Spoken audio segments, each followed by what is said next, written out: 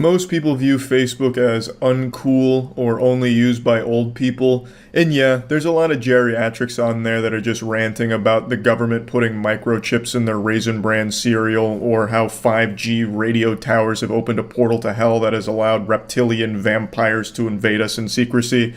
But it's not just for these kind of unhinged rants and old people. It's an undeserved reputation. Nothing could be further from the truth. Facebook has some of the best video content on the internet. Nothing but straight bangers on there. I myself didn't know the beauty of Facebook content creators. I was blind to their genius. My ignorance was embarrassing. I look back on the Charlie of 45 minutes ago in disgust that I could even exist without knowing how great Facebook content creators were.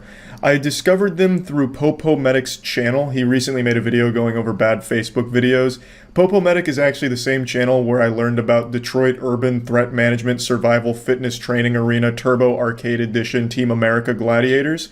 And that's when my third eye really opened to the beauty of Dale and his self-defense training. So I went back to Popo Medic and I've been checking in on his channel every now and then since, and I saw this about Facebook creators, and I was like, huh. I'd never really gone down the Facebook content creator rabbit hole, so this was completely uncharted waters for me. The creator we're going to focus on today, his name is Jabrizi, and I actually recognized him because he used to be pretty big on YouTube for doing magic tricks at rap concerts, and his magic kind of slapped. It was good stuff. But it looks like he's done a full-blown shift to making Facebook garbage. And when I say garbage, I mean like actual filth. It is shameless. So you know on YouTube how a lot of creators will pad their videos to get over the 10-minute mark because they make more money for it? Facebook has that same thing. If your videos breach the 10-minute mark, you make more money from them. And Jabrizi does it in a way that is so laughably shameless, I can't help but applaud it. Now, as always, don't harass anyone in the videos. Just don't be a douchebag. Anyone here? Here.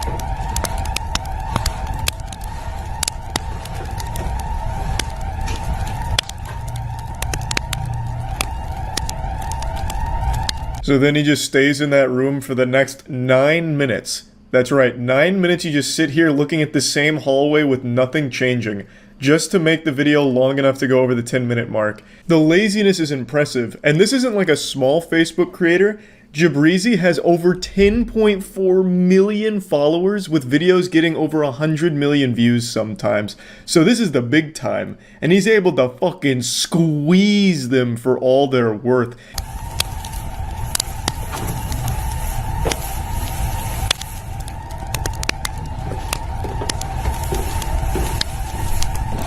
What a fucking hero. She comes out draped in an American flag, make me want to pump my fist and chug a Budweiser. He is only on screen for about 8 seconds of this 10-minute and 18-second video. The other 10-minute and 10 seconds of this video is spent on just a hallway with nothing happening and a stock alarm sound effect.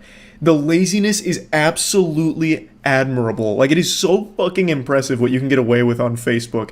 It blew my mind when I saw this one here. And people in the comments eat it up. There are people like, yeah, thank you for supporting firefighters. This is amazing. I was glued to every second of this one. I was on the edge of my seat. But then there's also equal parts people being like, why is it so long? Nothing happens. It's a waste of my time. But it still has tons of views.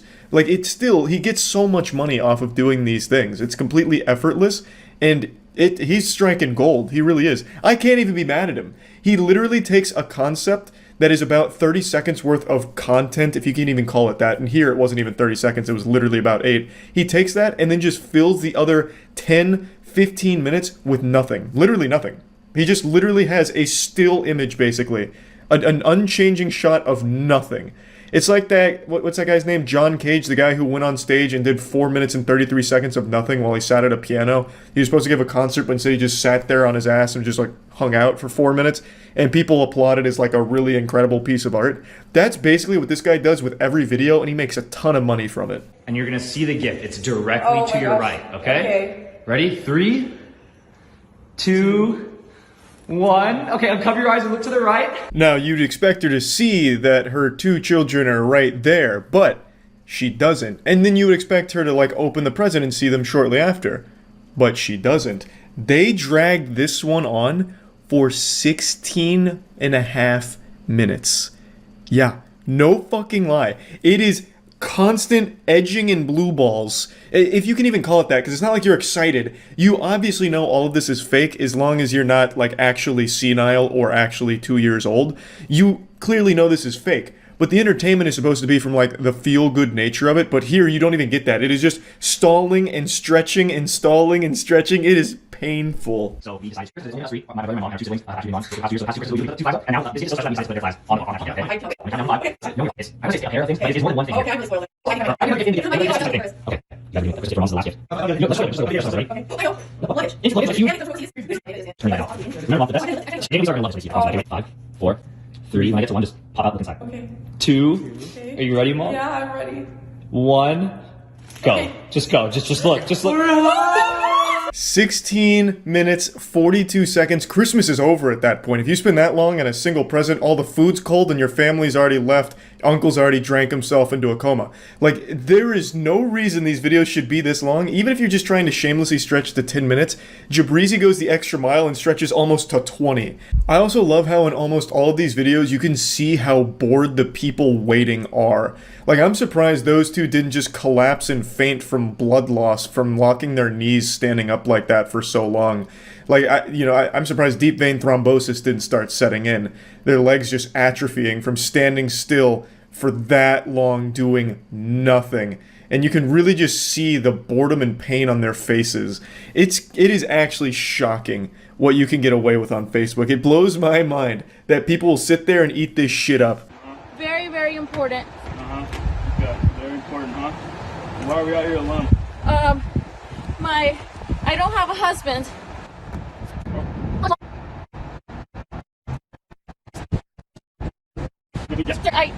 Hey, keep your hands. Sir, look. 121 million views on that one. It took her about like 40 seconds to put on the tummy and then the dress and put her head back on the police car, and then she sat in that position leaning on the police car for 16 minutes almost before it finally ends with her being like, water broke. You know, it gets to the punchline. 16 minutes. 121 million views.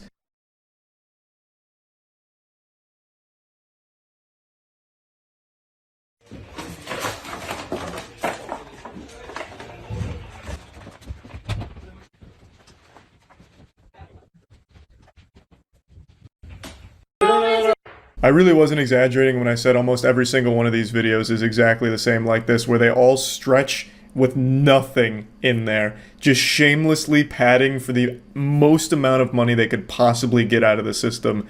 It's fucking wild. Anyway, I just wanted to share this because it blew my mind to see this on Facebook. I imagine he's not the only one doing it. I imagine this is probably pretty common practice, but this is the only one that I saw.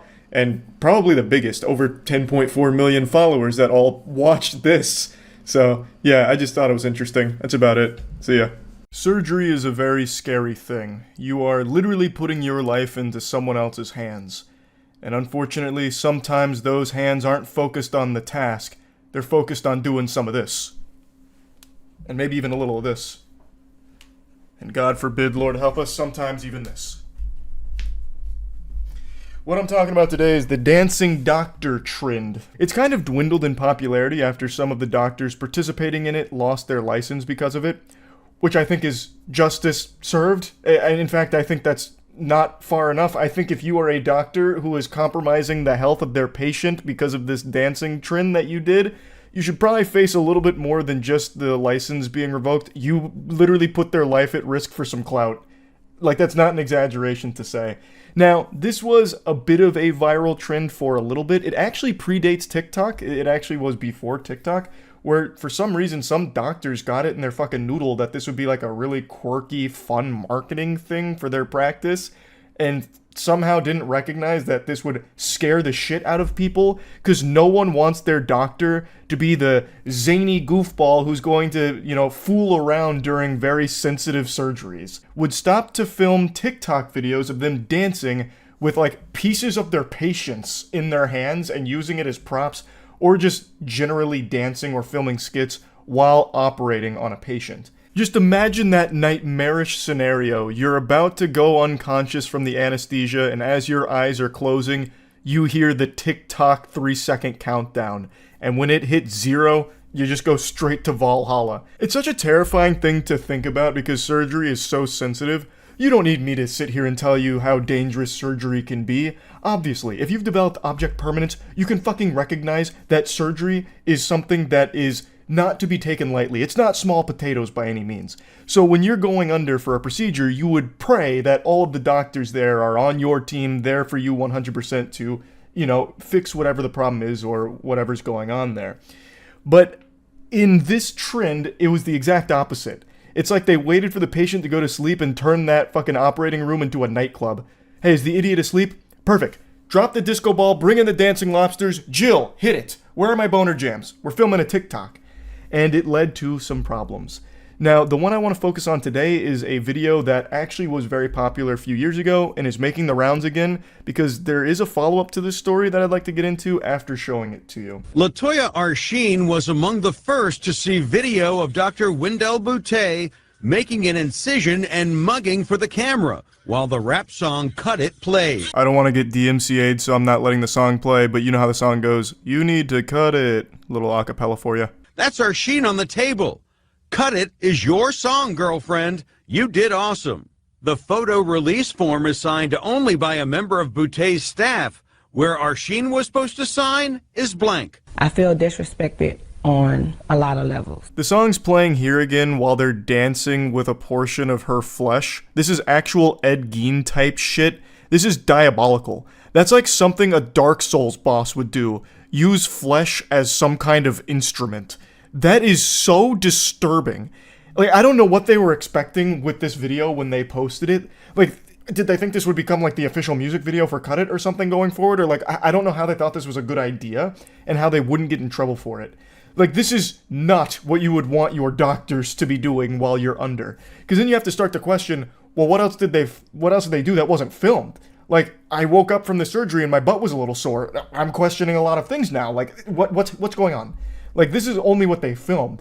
A far more horrible things also could have been happening off camera. And even what happened on camera is unacceptable. It's just so fucked. Do you think that's your flesh? I think it is, with the Cut It, the remaining of the song. Former patients have now come forward with complaints. Arsheen plans legal action not just about the video, but about her results. How does your body look now? Disfigured. So according to her, her body is disfigured as a result of the surgery, and from what I can tell, many other complaints say the same thing, that they had less than stellar results. As you would probably guess if your doctor was more focused on making TikToks as opposed to the actual surgical procedure they were supposed to be focusing on. You'd probably have better luck getting your surgery done by some mysterious shady goober off the black market. You'd be risking your kidneys, but in a practice like this, you're risking your whole life here because you might just die on the operating table because they're too busy focusing on hitting like a fat fucking Gangnam Style while you're under on the table. Really dated myself on that one because I couldn't think of any of the new dance trends, but you get what I'm saying. Now, like I mentioned, a lot of these do predate TikTok. This one in particular, this happened in 2017 through 2018. And it was posted to YouTube and Instagram. But this trend did persist all the way into TikTok, and I'm sure some of you have seen more recent headlines about some dancing doctors on TikTok that have also faced some repercussions for that, luckily. But this one is, I think, the most shocking one, because they are actually dancing around with pieces of the patient. So, the follow-up to this story is there was a lawsuit launched here, obviously, from former patients of this practice. There's numerous videos of Dr. Wendell Boutte here dancing as their patients are under, and as you've seen, even using them as, or parts of them, as props in the dancing. While she's operating, also dancing. The surgical assistants, everyone who even enters the room just gets hit with this fucking boogie virus and they just can't help but dance for the sake of these videos, all while they're supposed to be doing surgery. She faced numerous lawsuits, all of which I believe have resolved, and she's been ordered to pay hundreds of thousands of dollars to the victims. She had her medical license suspended, but from what I can tell, it was only suspended for 2.5 years, which means she can legally practice medicine again in Georgia? I actually can't find a follow-up on that, but she wasn't permanently suspended, which I have to raise an eyebrow to. I don't know how this didn't become like a more criminal case where she'd face jail time, like I think it is super severe, especially when you look at some of these cases. So a patient named Silma Cornelius went into her practice, and she was only there for a couple of small things, but was eventually convinced to do bigger procedures, and eventually paid $11,284, and then also had another scheduled cosmetic procedure down the line. So she went back on February 18th of 2016 to return for that cosmetic procedure, and something went wrong. 8 hours into the surgery, after anesthesia was discontinued, and before her lower abdomen had been sutured, she went into cardiac arrest. Paramedics arrived at the scene, and it took 30 minutes to close up her abdomen, and they had to carry her down the stairs because there wasn't an elevator big enough to accommodate a stretcher.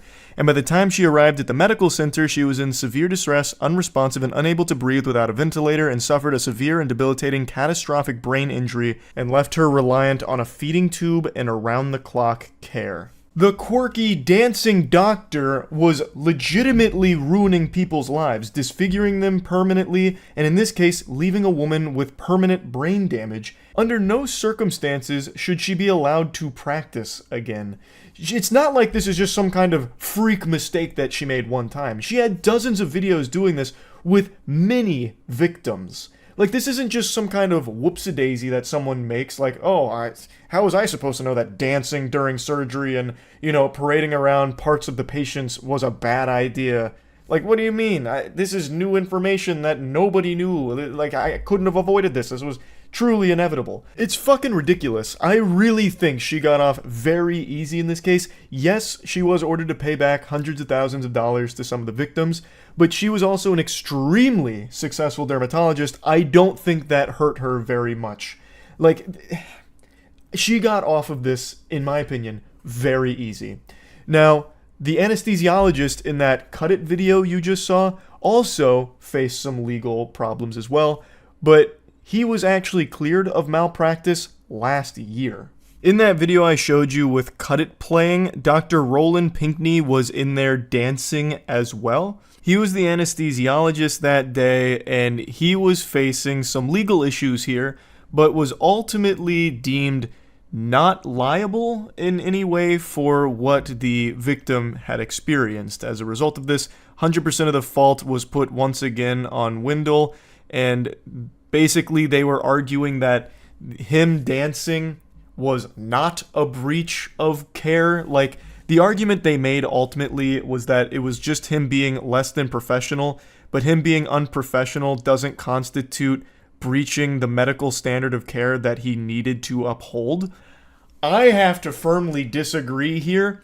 I feel like anyone in that operating room should know that you shouldn't be filming fucking YouTube videos and TikTok dances while you are in the middle of a surgery.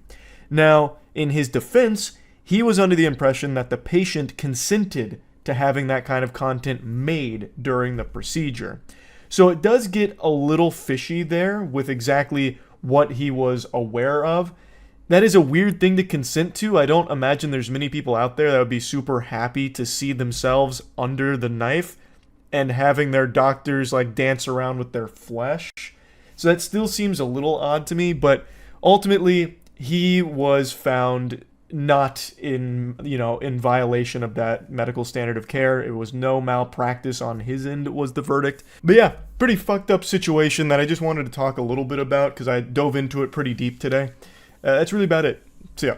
It's been too long since I've watched a Nick Bolton infomercial. I probably don't have to explain to you who Nick Bolton is unless you're living under a fucking rock. He's like a real Avenger, like the Captain America, but in reality. Nick Bolton is the most decorated G.I. Joe soldier actor in all of commercial history, earning himself over 5 Bronze Stars, 10 Silver Stars, and 60 Purple Hearts, starring in 4 commercials advertising all kinds of tactical utility devices straight out of Batman's laboratory, such as the tactical lantern, the tactical shaver, the tactical sunglasses, and what you're about to see, the magnum opus, the tactical flashlight. It doesn't matter what tactical situation you find yourself in because Nick Bolton has got you covered. He's got a gadget for any kind of tactical situation that may arise in your life. I'm sure he'll soon come out with a tactical butt plug. Everybody has a flashlight, but can your flashlight do this? Yes. Yes, it can. That's kind of the whole point of a flashlight, to shine light at something. So before we really get into the commercial, I just want to say Nick Bolton unironically has one of the most American names I've ever heard. That is so fucking patriotic. The only name more patriotic than Nick Bolton would be something like Frank Hamburger. Now I want to give a little warning here because this commercial goes pretty fucking hard. I'm giving an epilepsy warning. If you do have epilepsy, you might want to skip the next scene like 5 or 6 seconds here. Because Nick Bolton doesn't believe in epilepsy, I suppose. If he can't taste it or fuck it, it doesn't exist to him. So it's just like a full-on strobing moment here that's just disorienting, and I imagine for epilepsy would be a problem. So just giving a warning there. They do it again, and I'll give you another warning later into the video, but just a little heads up. Or how about this?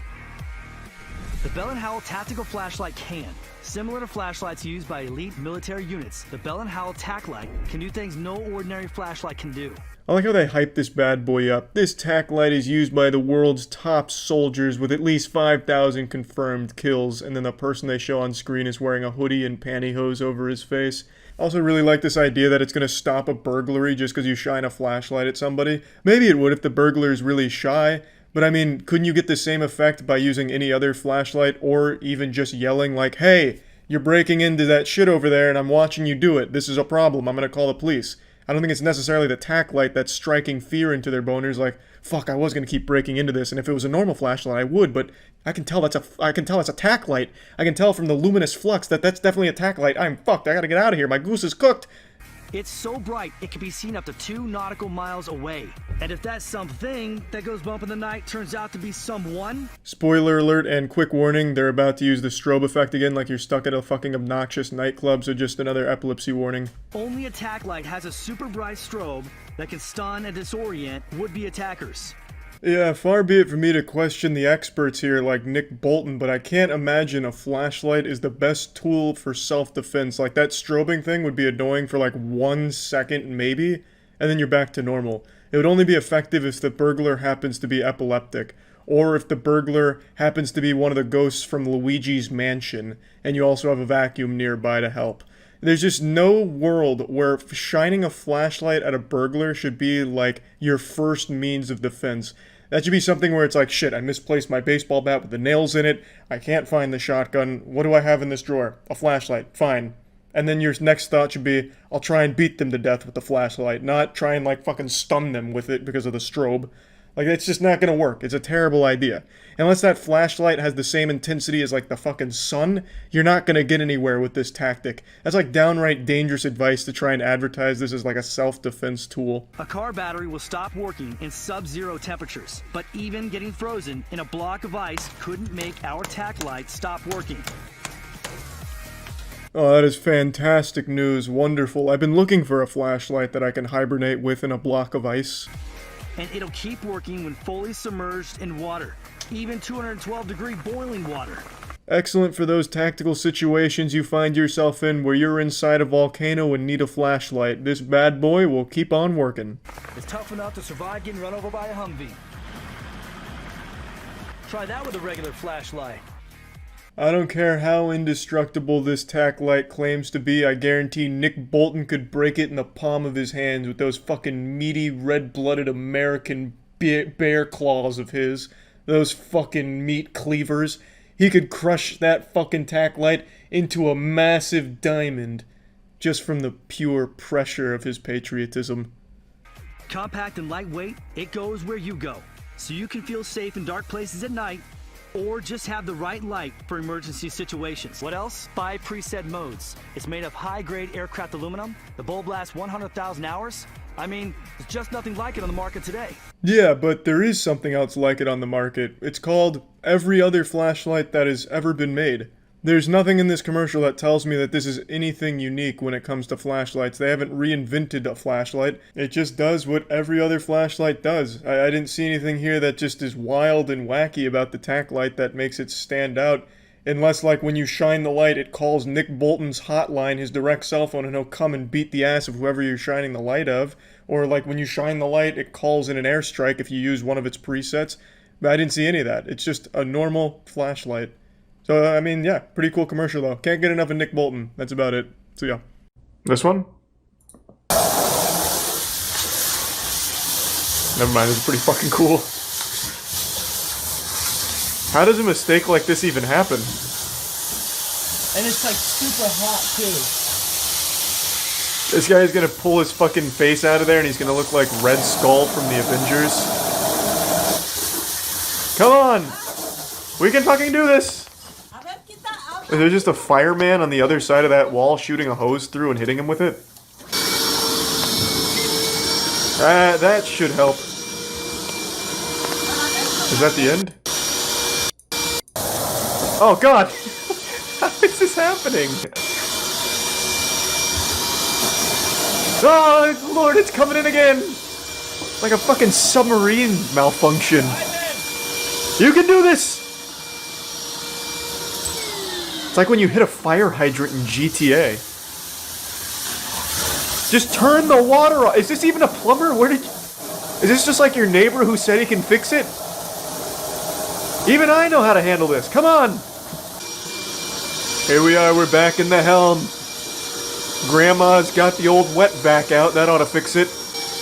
Alright, it looks like we finally got her under control, I think. But you can never be... It's steaming. The water is so hot, it is fucking steaming. That guy is not getting out without third-degree burns. And even worse, it's being filmed. So he's getting burned and losing his job soon. Fucking rough. He is actually just getting reduced to ash in there. He's being cremated by this sink. Looks like we finally got it, though. Alright, now that we've boiled half the bathroom, looks like we're finally good. Nope. Spoke too soon? Every step she takes makes like a puddle of water blast out from her footsteps. Jesus Christ. It's like a Naruto running across. Oh god! Get out of there quick! You're in the danger zone! No! The rivers of hell have been unleashed again! Damn you! Quick! Grandma, get in there with the vacuum! Christ! We got a code red! Holy shit! Oh no! They need to cut the water off. Let's get another vacuum in here. Two's better than one. And maybe another plumber. Because a real plumber is better than whoever this guy is.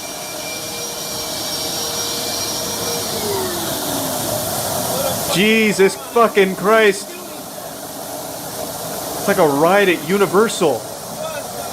Oh god. Oh, the apartment's already lost. Just collect your things and leave. It's over. It belongs to the sink now. Oh, here we go. He's got a big bucket. That'll fix it. Let's go. The reinforcements have arrived. The special tools are here. If we can catch all of the water, we'll win. It's a war of attrition. We'll just catch more water than it puts out. It's easy. Are you calling the police or something? What do you mean, what are the police supposed to do? I'd call the police in this situation too, like help. A fucking plumber is assaulting me with my own sink. Yeah, I can still hear it spraying. It's still going.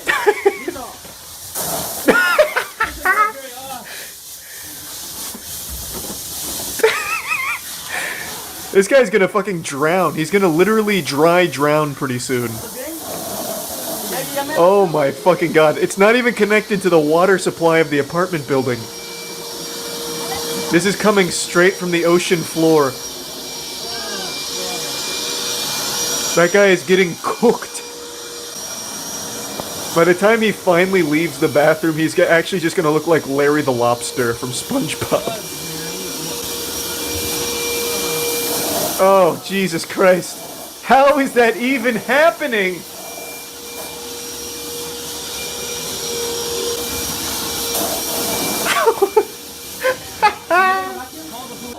Did we beat it? Is the boss battle over? Man. Water levels are always the worst, am I right? Jesus Christ. What a disaster. Oh, good idea. Reroute the water into the toilet. Now, maybe if we're lucky, we can overflow the septic tank and have it shooting shit water throughout the apartment, too. Yes. Oh, fuck! Oh, God, Jesus! Lord! We're back for more!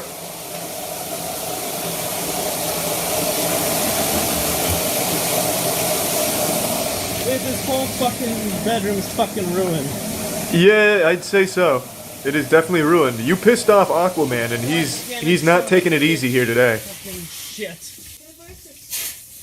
Oh, it's the calm before the storm. I have a feeling it's coming back. Fucking stairs. When you turn it on and to turn it off, they charge $150. Fucking what the hell is this shit? This is worth fucking thousands. Yeah, that was a really dumb argument. I'm not turning the water off because it's $100. Meanwhile, the whole apartment is ruined.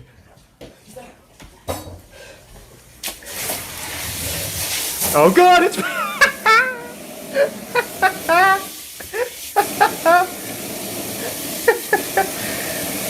It's even more aggressive now. You pissed it off in phase 6 of the fight.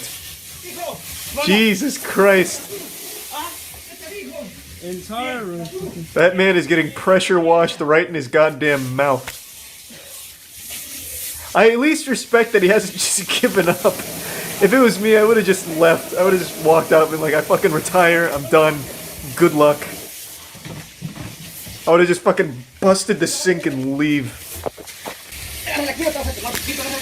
Oh man, that is a disaster in there. Looks like we finally... I think we've finally beaten it.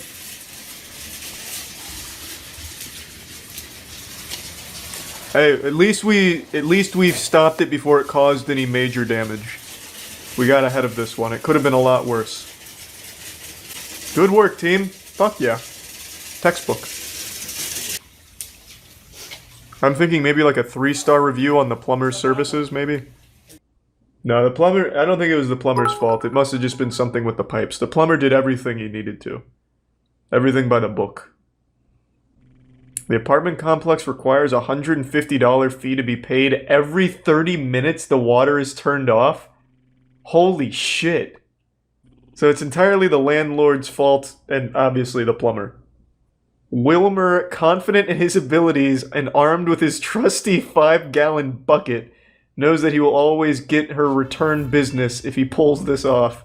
He gets underneath the sink and unleashes a 90 psi torrent of steaming hot water. Hey, if anyone can handle 90 psi's of boiling water, it's fucking Wilmer.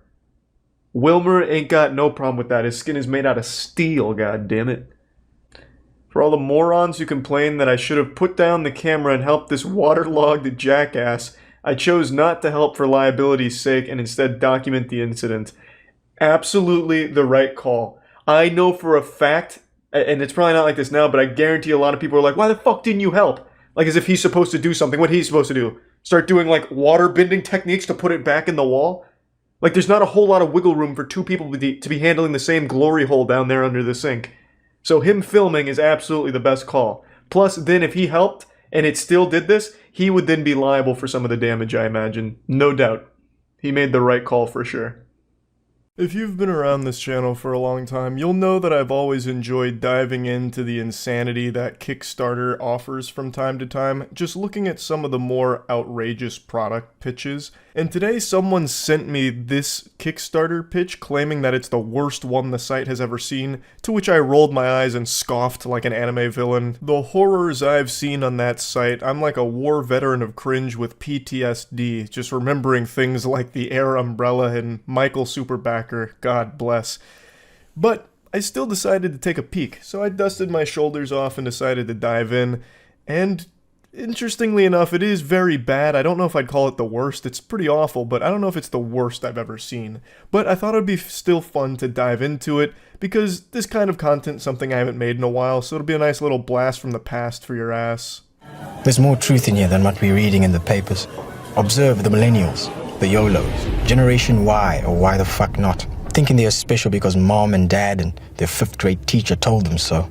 armed with participation trophies and branded apparel to encourage superiority. I think with just the first 15 seconds, you can immediately get the vibe behind this pitch. It's trying to suckle off of the cock of the Andrew Tate tough love formula, where it's like, everybody is a sensitive snowflake in today's society. Generation Y? More like Generation why the fuck are you still a bitch? Participation trophies out the wazoo, no one knows how to be a man anymore, no one knows how to think for themselves. Everyone you see is an NPC, just a zombie sleepwalking through life. Don't be like them. Buy my coffee. Like, he's immediately doing exactly what he's upset at the rest of the world for doing. Being pretentious. That's this entire ad. Just some pretentious douchebaggery. Newsflash. We all got the fucking memo. We see straight through your crap. Exhibit A. Look at the self-proclaimed artiste over here. Looking like a lumberjack from the 1800s. Low-budget lumberjack. Pardon me, huh? Jiminy Christmas, have you ever seen a lumberjack? How does this guy look like an 1800s low-budget lumberjack? He's clean-shaven with slicked-back gelled hair. What are you talking about? It's just all around one of the weakest insults he could have squeaked out of his mouth there, because it sucks shit through a crazy straw. Not only does he not look like a lumberjack, but if he did, you're giving him a compliment. Lumberjacks are cool. The number one image that immediately gets into people's head when asked to think about a masculine man is a lumberjack. Like a fucking grizzly, bearded man oozing testosterone out of every pore in his body, chopping wood. That's like the quintessential man stuff, not drinking coffee from Kickstarter. He's trying so hard but failing to be a bully. And I feel bad for all the actors in this pile of dog shit, because all they do is stand there and let him go around and insult them. And they're not even insults, like he's just really bad at it, but it must have been so uncomfortable because I know they had no idea what this gig was going to entail, but they already showed up on set and were getting paid, so they just said, we'll let it rip. And it was probably extremely hard to not laugh at this guy being so bad at making insults. I bet he's never even held an axe a day in his life. And what are these? Even your blindness is fake. Do you think your tattoos make you a coffee connoisseur? You realize that your devotion to non-conformity actually makes you conform. It's hypocrisy and flannel. What are you yapping about? Do you think your tattoos make you a coffee connoisseur? Where is that coming from? What delusional dimension is your brain inhabiting? Come back to reality. Come back to us. I have tattoos, and I don't drink coffee. It's not like people get tattoos because all of a sudden it's going to make them a coffee expert or something. I don't know what tree he's barking up with that thought process, but it is confusing, to say the least. He's just blabbering on about some nonsense mumbo-jumbo and trying to, like, insult the people around him. Now, all of this is to sell his coffee, which is supposed to be the world's strongest coffee, which I guess he may have succeeded at, according to his Kickstarter page. One 12 fluid ounce cup of his coffee apparently contains 702 milligrams of caffeine, which is more than the other competitor, Death Wish, at 660. Over 700 milligrams of caffeine in a single 12-ounce cup is absurd. The Panera Bread lemonade wouldn't kill you as fast as this would. To put in perspective how much caffeine that is, if you consume 1,200 milligrams of caffeine in a pretty short period of time, you are likely to experience caffeine toxicity, which can be fatal. So if you drank 2 cups of his coffee, it'll just send you straight to heaven to meet your maker. You'll sail into Valhalla with insomnia coffee being the thing that killed you. What an embarrassing way to go. Why would you ever want a 700 milligram caffeine beverage? At that point, just do meth. Meth would actually be safer and more healthy for you than drinking his coffee. That is so mind-boggling. But you don't give a fuck about individualism like flannel fuck over here. No. You're a clone. With enough creatine, protein, and self-loathing to keep your arms inflated and your dick shriveling. He's been keeping an eye on that Ista Slut's ads for a while now. I think I saw him whimper at it. The insecurity he's projecting with this scene in particular is just pathetic. Like, beyond embarrassing. This should not have made the final cut. This should have absolutely been scrapped ASAP. Oh, look at you. drinking protein shakes, taking creatine, making your wiener shrivel up? What are you talking about? That's not what happens. He's just drinking protein shakes and taking creatine. That's not going to have any effect on his pee-pee size. Like, his penis is the exact same size, but now he is an overall more muscular man. More than you. Oh, all that self-loathing, you must be doing it because you're not comfortable in your own skin. You should be like me. No muscle mass and drinking 700 milligrams of caffeine every hour. And with my insomnia coffee, huh? That's what you should be. That's what a real man does. Drinking coffee to wash away all the pain and sorrow. Not lifting weights and drinking protein, idiot. And you were looking at sluts or something. He is just genuinely so bad at this shtick. Because he's just choosing things that are good. Being a lumberjack, being in shape and taking care of your body, and trying to portray them as a bad thing somehow, like, it makes no sense. He is actually horrible at trying to get across this, like, tough machismo, drink my coffee kind of thing. My coffee will make you a real man. Not like this guy who lifts weights. Speaking of, behold, the voice of the common man. She's studying a magna cum laude in absolute fuckery. Purebred vegan. Drove down here at a Mini Cooper. Hit a dog on the way. If it wasn't a child. But don't worry. Daddy will pay for the dent. Stop taking relationship advice from misspelled Facebook posts. You need to realize no amount of Instagram followers, no amount of Twitter likes or retweets are gonna make up for the fact that you don't have a personality. Ugh, it's so cringe. Going into like this edgy fanfic about this girl now. Oh, you hit a dog, or maybe a child, on the way here, but your dad's gonna pay for the dent. And then he goes with the cliche, no amount of Twitter likes or Instagram followers is gonna make up for no personality, you harlot. Oh, it's so dumb. It's so fucking dumb. Like, the actors, I can't believe they're actually able to keep it together. Maybe this is like the 40th take, so now they're just like tired and they're just doing everything they can to get the fuck out of there. Because there's no way you wouldn't be breaking character here laughing at the cringe.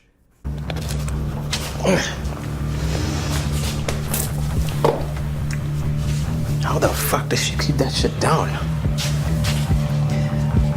Look, I'm not perfect. But at least I don't hide behind a veil of pretense like these fake fucks. We're tired of the facade. Who are we really? Wake the fuck up. Ooh, so profound. What a sign-off. Wake the fuck up, samurai. Straight out of Cyberpunk. Really tried. And missed. What a big old L of a Kickstarter pitch that was. What are you talking about, man? You're making coffee. Out of every character type he tries to shoot spitballs at, out of every trope he tries to insult in his pitch, he is by far the fakest out of all of them. He is the one with the facade. You're not more awake or better than anyone else just because you're consuming 700 milligrams of caffeine that's coursing through your veins like Bane's venom from Batman. Like, it's so silly. Well, just, if you want to make the world's strongest coffee, go for it and try and sell it on that merit, as opposed to go up this weird alley here with, like, it's time to wake up, and the only way to do that is by never sleeping again with 700 milligrams worth of caffeine in every cup of our coffee. It's so silly. I just had to make fun of this. Something I'm sure he understands. That was his whole ad, just making fun of people. So, I'm making fun of the pretentious businessman who thinks his coffee is somehow making him superior to everyone else around him when it comes to intelligence and enlightenment and waking up. What a fucking joke. That's really about it. See ya. I just learned about a genre of content I never knew existed, and now I've become a huge fan of it. It's door-to-door salesmen posting their most embarrassing moments, just proudly posting their own L's, as if it's like a report card to be proud of that's pinned on the refrigerator. It doesn't make any sense. So there's a few TikTok creators I was scrolling through today who claim to be a highly successful door-to-door salesman, but if you watch their videos, almost every single one of them is them making the people they're trying to close on angry, getting kicked off their property, and just generally never succeeding. And yet somehow that's supposed to serve as an advertisement for this product that they're selling to their audience, which is a guide on how to be a successful door-to-door salesman. It just doesn't compute in my little noodle up here. You're selling a course on how to be successful as a door-to-door salesman, yet every video you post is your failures. it doesn't add up. Like this equation, the mathematics, it's too advanced for me, I guess. Today we're going to focus on one test subject here, a very interesting specimen named Oliver. How to make $250 tomorrow in 3 steps. 1. Go to Home Depot, buy a squeegee and a brush. 2. Go knock doors and ask them if they want a price on window cleaning. Hey boss, how are you? Good. Have you seen us? No. Good looking guys, gray shirts? Okay. This is about? I don't know if you know Miss Palmer. I'm gonna take one step, I'll just show you and then I gotta run. We're just helping. We're not selling anything. Don't treat me like a dog, sir, I'm not. I'm just okay, a hard I don't working give a right now, okay? I'm really busy. Get the out of here. Okay. Now, when I initially saw this, I thought it had to be satire, like this guy's just taking the piss on door-to-door salesmen.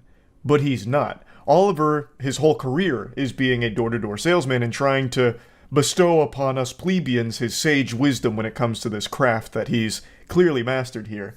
So if you read the description, the caption on the video, it says, you know, how you can turn it into thousands of dollars. And then when he's going through, like, the beginning where he's saying, you know, 2, and then he holds up 3. Like, it's clearly supposed to be a joke, but he really does this. This is his job. And he just proudly showcases these horrifyingly shameful moments here. There's very few people in the world that like door-to-door salesmen. That's up there with, like, telemarketing scams. Like, people don't like to just be accosted on their front porch by people that don't really take no for an answer. So Oliver embodies that entire belief system and tries to teach others as well. Now, he does sprinkle in a couple of successful deals on his page, but it's hidden like pickles on a burger in between all of the failures that he showcases. It's baffling. And sometimes the descriptions are just way off. So it'll be like, here's how you make $300 in 5 seconds. And then he doesn't make $300, it's not 5 seconds, and you're left with your dick in your hand wondering where it all went wrong and why Oliver lied to you. It's just really confusing because from everything I see here, he's not that great at door-to-door selling anything. So buying a course from him would be like buying a guide on how to get laid from an incel. And like the footage they use to promote the, you know, getting pussy book is footage of the writer, the author, going up to women and them saying, ew, no. It's like really weird to try and advertise your door-to-door salesman course with the footage that he showcases.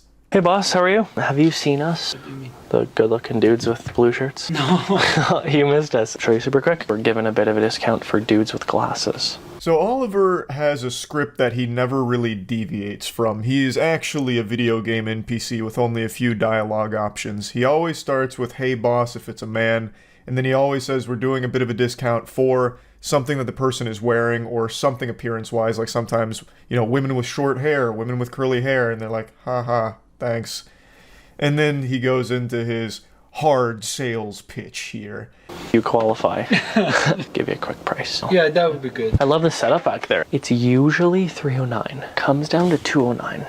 We have a plan to paint, but we want to wash everything at the same time. If you have a phone number or something that they can call later. It's a job worth doing in a couple months. If things are worth doing in 3 months, they're worth doing today. I don't want to do that today. If I can have your phone number. Sure. If you call us back though, it's going to be $309. Yeah, I see that. If we could give you an awesome job, could we call it $149, give you a bit of a discount? If it's worth doing, then it's worth doing today. I don't want to do that today. He tries to really put the nipple clamps on him here. He wants to close this today, and he is not budging on it. So the guy is being very respectful. He's like, hey, you know, maybe we just schedule this for another day, really not feeling it for this afternoon. But Oliver, he's on the hunt right now, so he just keeps dropping the price lower and lower, hoping that he can get at least like $100-something out of this exchange, because he knows he's not getting a call back later from this or anything like that.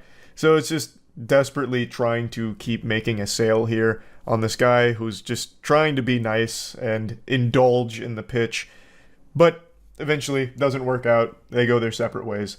Oliver does sometimes get pretty aggressive, though. He follows the same script, of course, but sometimes he seems to get hurt because I think he has a pretty high level of entitlement. Kind of the route coordinator. Just tell me what you're doing. Showing's easier than telling. No. No. Come on, where? We're doing real good. We got the nicest one in the street. I'd rate it A+. Sorry, we're just guys. doing... We're really happy with what we've got. What do you got? Go away. Go on. This is my property. I want you off it. But I haven't even told you what we're doing. I'm not interested. I don't do things at the door. Cool. Okay. People always say no to things they don't understand. Oh, don't. Have a great day. There's always one guy. I'm happy to check off the stubborn guy for the day. Have a good one. Insufferable.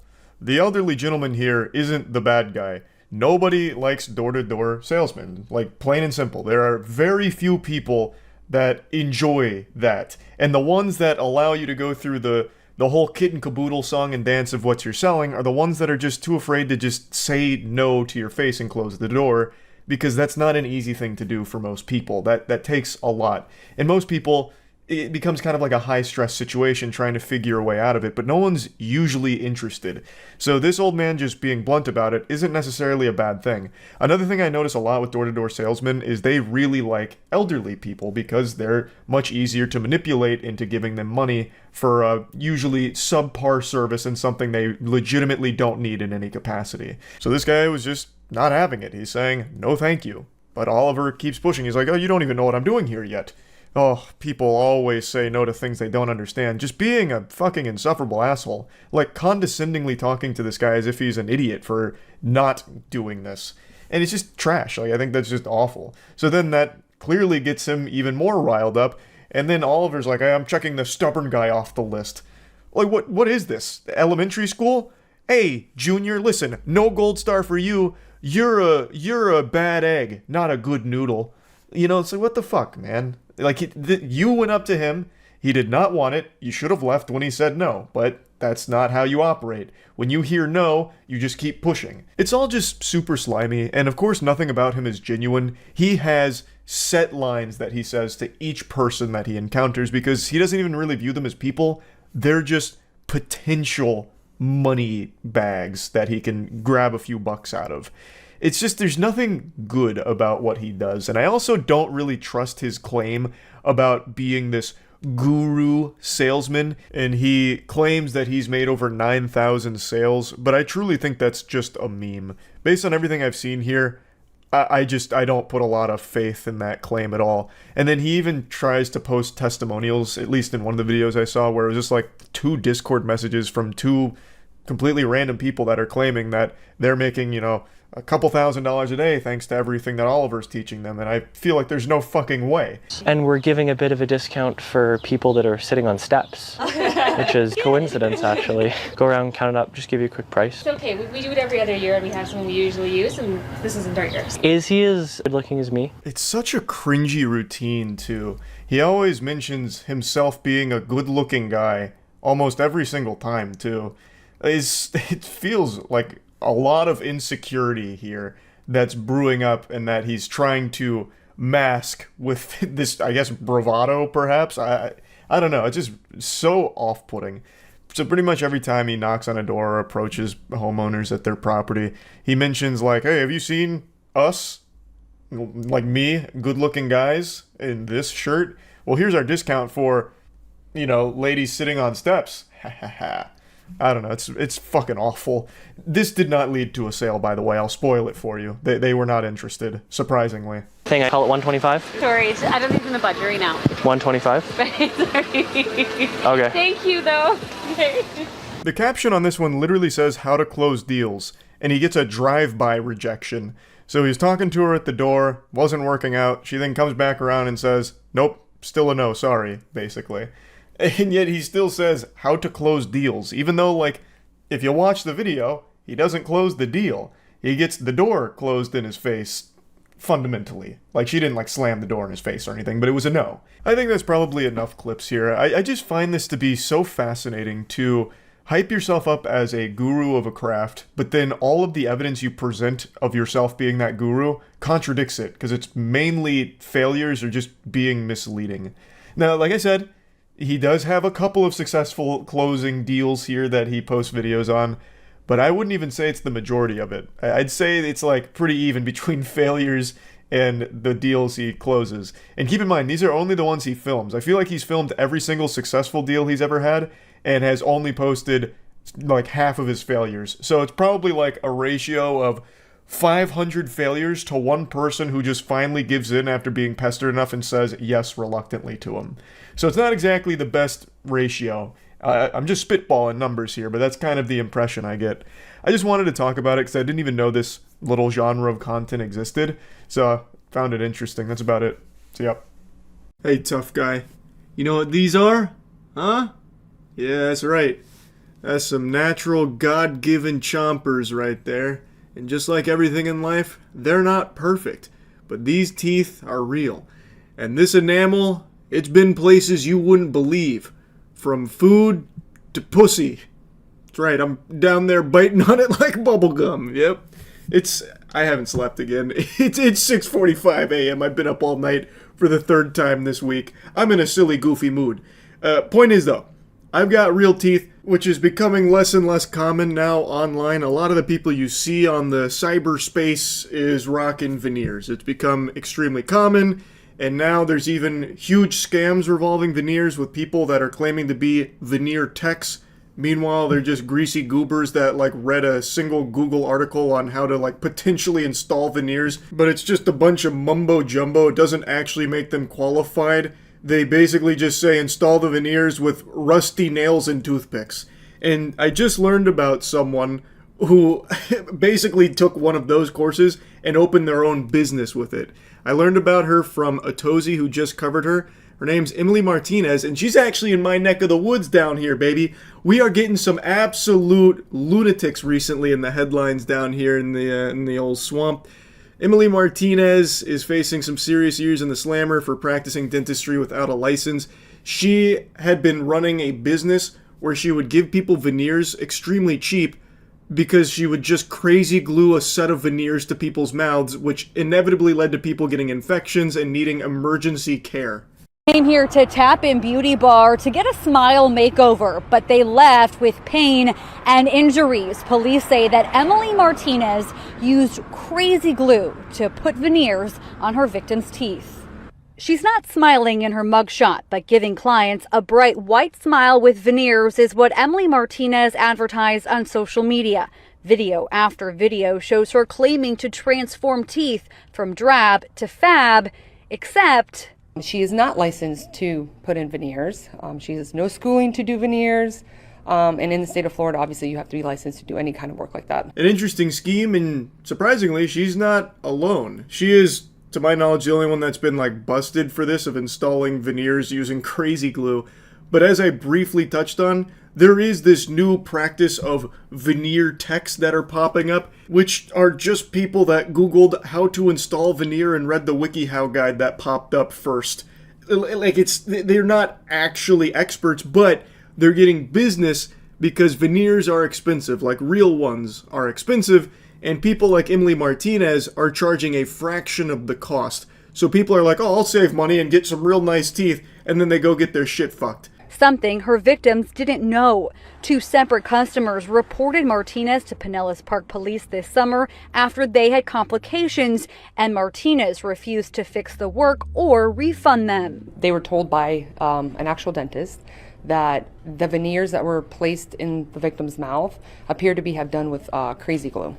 On average, a single veneer at a dentist office can cost between $900 to $1,500 per tooth. One victim paid Martinez $2,500 for the entire mouth. And no doubt that mouth is going to need more than $2,500 to fix everything that went wrong after that visit. You can't just let crazy glue go in there and rot your entire oral hygiene to smithereens. So some people got infections, others needed emergency care, all because they wanted to pinch a few pennies on getting these veneers to chase this ever-increasing beauty standard from shit that they see online and then get hypnotized into thinking that they need to do it. Veneers have become very popular. A lot of celebrities you see have veneers. A lot of influencers online you see have veneers. So now this market is booming and people following this trend, which has led to people like Emily Martinez exploiting it and trying to squeeze some doubloons from some gullible people. I struggle to imagine the people that will see an Instagram post, a complete stranger claiming to be a veneer tech and just rationalizing it in their head that it's a good idea to make that purchase. They must know what they're doing. All because they saw an Instagram post. It's crazy. And I know it's not anything groundbreaking or new. This happens in every industry. You could probably go on Facebook Marketplace right now and find Big Bubba's Tires offering BBLs in the back rooms. You can find all of these back alley surgeons to do these procedures for cheap, and it's always going to be horrible. It's always going to be the most atrocious work possible that is going to really damage you in the long term. Maybe not even in the long term. Maybe immediately it will hurt you. There are people that have died from botched BBLs. Like, I'm getting sidetracked. As far as we know, no one has died from these veneer installments. But people have got infections and needed serious care to fix it, spending significantly more money on the maintenance and fixing of their teeth than what they saved by going to Emily Martinez for a cheaper set of veneers. It's not the first time she's been accused of this crime. We learned in March Martinez was arrested on charges of unlicensed dentist work in Hillsborough County. She was released and performed the work on Pinellas victims in June and July. And it may have been more than veneers. We also got information that possibly pulling of teeth. We did also get information that maybe even like children's veneers. So this is still an active investigation. From the sound of things, people that paid a visit for those veneers viewed her as a dentist. So they started, I guess, requesting like tooth extractions and shit. Or maybe she was just offering that for funsy. Like, hey, this tooth looks a little rotted. Do you want me to just yank it? I'll only charge you like $1,000. They're like, oh, great, what a deal. I wonder how that extraction went, by the way. She probably just got a pair of needle nose pliers and just yanked that bitch right out. Or maybe just took like a hammer and chisel and just fucking whacked on it or something. Like, I bet it was the sloppiest, most painful process ever for a tooth extraction. I imagine finding your dentist through a veneer tech post on Instagram. It blows my mind how anyone would let themselves do that. And according to the report here, she was also allegedly doing veneers for children as well. What the fuck? The American Dental Association issued a warning last year about unlicensed people claiming to be so-called veneer techs on social media. The ADA says any dental procedure that may alter the physical structure of an individual's teeth, gums, or jaws without the supervision of a dentist has the potential to cause irreversible harm. A statement like that is so painfully obvious that it's sad that it actually needs to be explained to people. Like, people should be able to have the bare minimum intelligence to recognize that going to a random Instagram account that's charging you like a crazy deal on veneers is probably going to lead to some subpar work, or at the very least, this person is a shady individual and probably not like a general accredited dentist. Like, I don't know how people don't see that by doing something like this, you are setting yourself up for failure. It's also just such a nice cherry on top of this cake here. She was refusing refunds. So those customers that had the complications approached her directly, and she just said, absolutely not. I'm putting the kibosh on that line of questioning right now. No refunds. This is a non-negotiable. Police say Martinez's victims needed emergency dental care after what she did to their teeth. They actually have had to pay thousands of dollars to get their teeth fixed.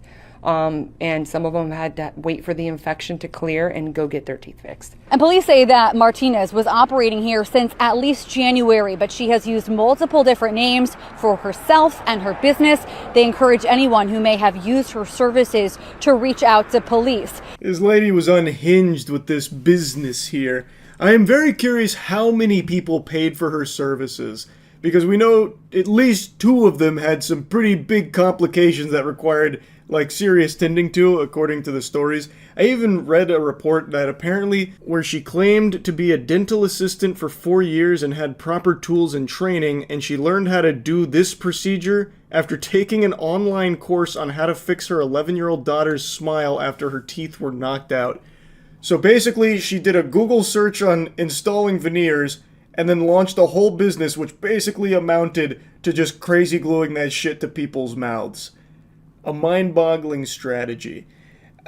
Also, that's apparently not that uncommon when it comes to veneer techs. According to some of the reports, veneer techs take like a 2-day course on how to do it. Truly someone worth putting your oral health in the hands of. Pretty interesting stuff here. I'm curious what her sentencing will ultimately look like.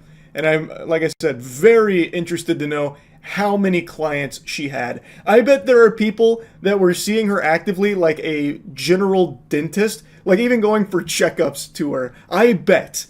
But anyway, I just wanted to yap about this a bit. That's it. See ya. Thief falls through store ceiling twice.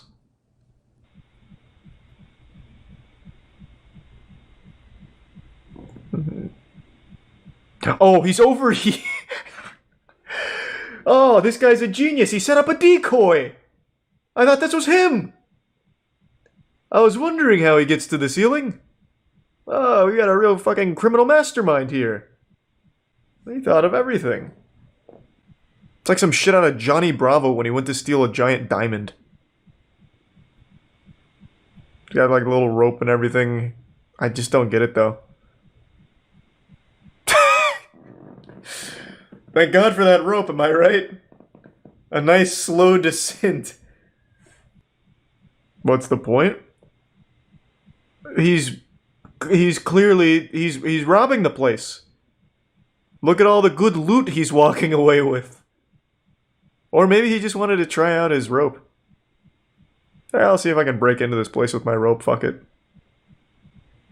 Oh, he's trapped in here.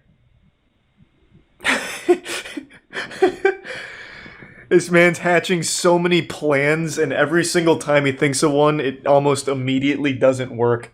But he's on to something now. Unfortunately, the title spoils what happens next, but I like where his heart's at. He's hatched an idea and he's acting on it. I can't imagine where he falls through next. Why would you climb up here and then go this way? Oh, I see. He never even made it onto the panels. I wonder how he's doing now. Oh, he's fucking cooking. He's almost out. I see it.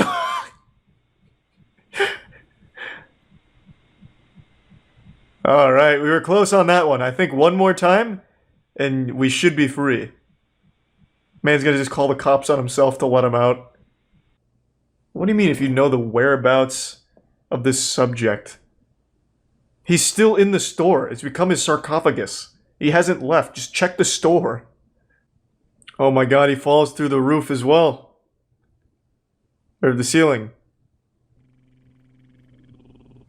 Man, how many fucking people fall through ceilings?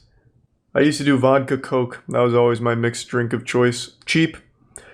And it just tasted like drinking very cold coke. Very unpopular mixed drink though. None of my friends liked it, and every time I ordered it at the bar, they always very confused and gave me some shit. So the owner's trap was locking all the doors? He's delivering some really strong kicks there. That door is putting in work. Oh, and he's going with the old horse kick as well. This is not his first rodeo kicking down a door, but he has never fought an opponent like this. That shit is vibranium. So what is he even doing here? It doesn't look like he was even trying to rob the place. It looked like he was escaping. Oh, that's rough. Oh, there goes the hammer. Are we sure that this belongs to just like a normal shop owner and not somebody that was like torturing this guy and he finally got an escape going? Only to get trapped in the second phase of the solve trap? Because it didn't look like he was even trying to rob this. He's getting really close.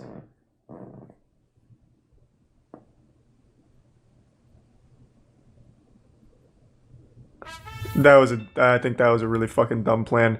Look how close you are with the door. You can absolutely kick off the bottom, I think. I don't think you'll get through the deadbolt, but you will definitely bust the bottom up. Crawl through it. Can't believe he hasn't torn his Achilles yet. Oh, and now he's just gonna pop his shoulder out of place. Very good, very good. The panic is really setting in. Next he's gonna just take the hammer and start hitting himself with it. I don't understand. Is he running out of oxygen or something? What is happening? That leg is gonna snap any minute now. But I'm sure he's resourceful enough to find a second means of getting this open. Wait, is this one of those push locks where you push it up and pull it to the side? Has that been there the whole time? Oh my fucking god.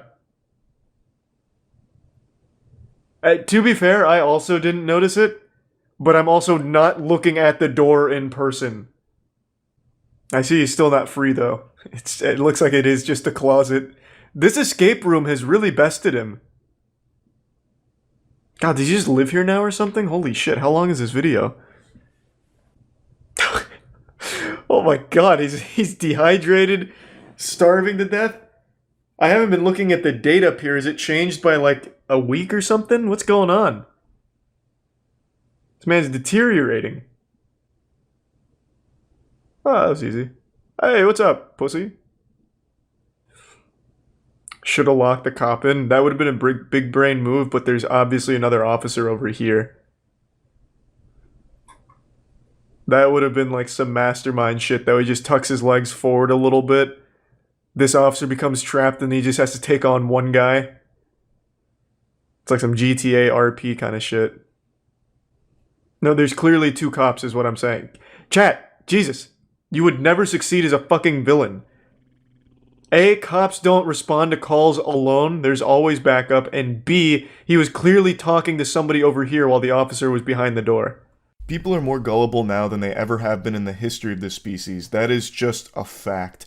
People are throwing away any level of thinking and rationality just to believe in the most outlandish garbage imaginable and just falling victim to every scam you could ever possibly drum up. 3 days ago, the stupid man's genius, Terrence Howard, went on Joe Rogan's podcast, and Joe Rogan only piped up for 13 minutes out of this 3-hour Arkham Asylum debriefing. That's 13 minutes worth of speaking from Rogan here. The rest was Terrence Howard brainwashing idiots into thinking that he's some kind of enlightened genius. For almost a decade now, Terrence Howard has gone on this international mission to convince the world that teriology is the future. That's what he calls his logic language. Teriology. Let that just marinate in your noodles up here for a second.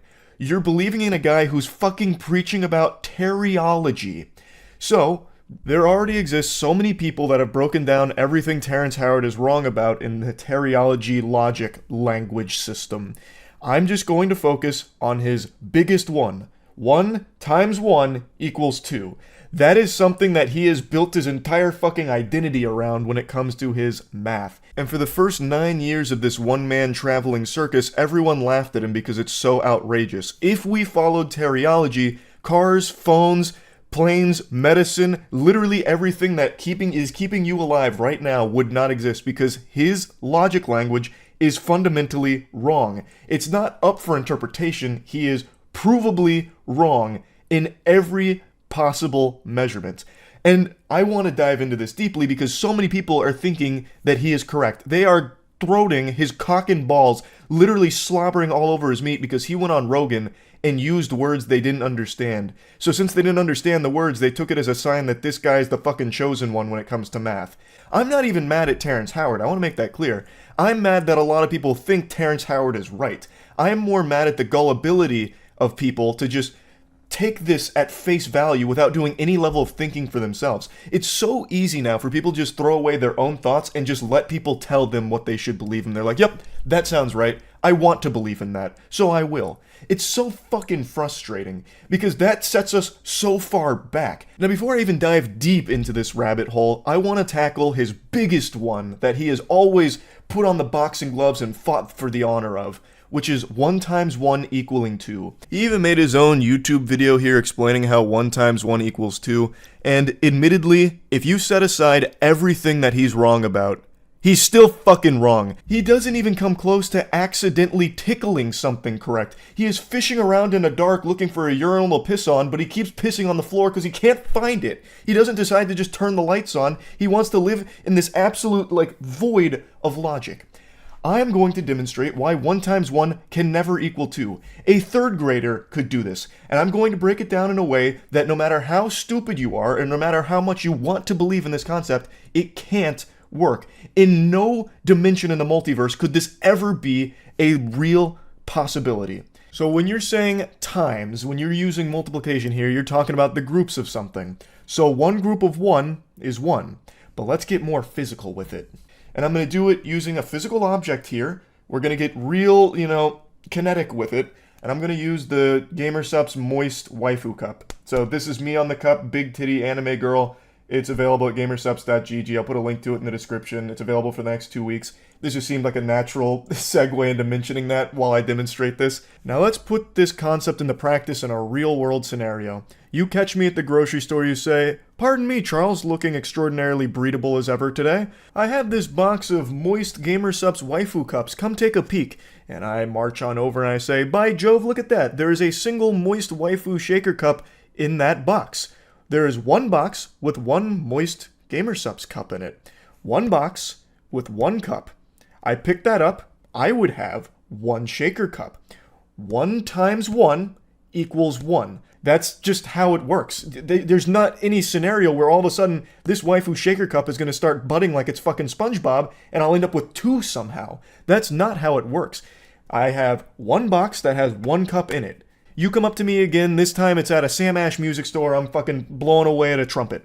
You say, "Charles, check out these moist GamerSupps waifu shaker cups I have in these boxes." I say, "Oh, how many cups are per box?" You say, "There's 2 waifu shaker cups in these boxes," and I have 2 boxes. 2 boxes of 2 waifu shaker cups, that's 4 total waifu shaker cups. 2 times 2.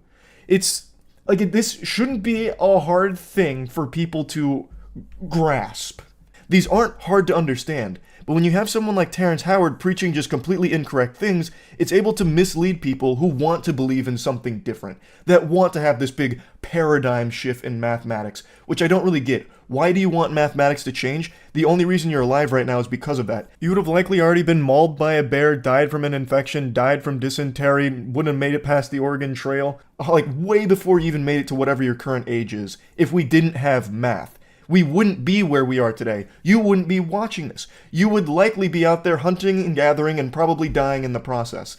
There is nothing that changes about this kind of concept when it comes to math. Now, it's important to note, I'm not a mathematician. That's something Terrence Howard and I have in common. But I think if I was a mathematician, most of you would trust me less. You'd think I'd been indoctrinated by big math or something to keep the genius revolutionaries like Terrence Howard down when it comes to these innovative concepts of new math. No, an actual child could prove why 1 times 1 will always equal 1, and never 2. It doesn't take a genius to prove that Terrence Howard is wrong. It takes an ordinary person using their own brain a little bit, and Terrence Howard is hoping that you're not one of those people that think for themselves. For some reason, we've entered the age where people don't trust experts anymore. The individuals that have dedicated their lives to a certain subject like math now have the most scrutiny from the average ordinary person, thinking that they're wrong and evil. There must be like a puppet master behind the scenes controlling the experts. Instead, the average person would rather put their faith in someone that has never studied math and never done anything properly in the subject that they're preaching about, like Terrence Howard.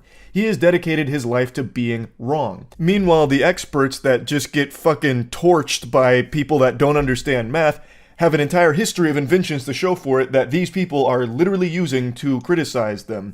These inventions that they take for granted is the product of that math, not Terrence Howard's teriology math. If teriology was the correct mathematics, where are those drones that he was talking about for Uganda? Where is all of the potential huge breakthroughs using teriology? Where are those inventions? Now, over a year ago, I did make a video on Terrence Howard going over some of his more ridiculous and embarrassing moments.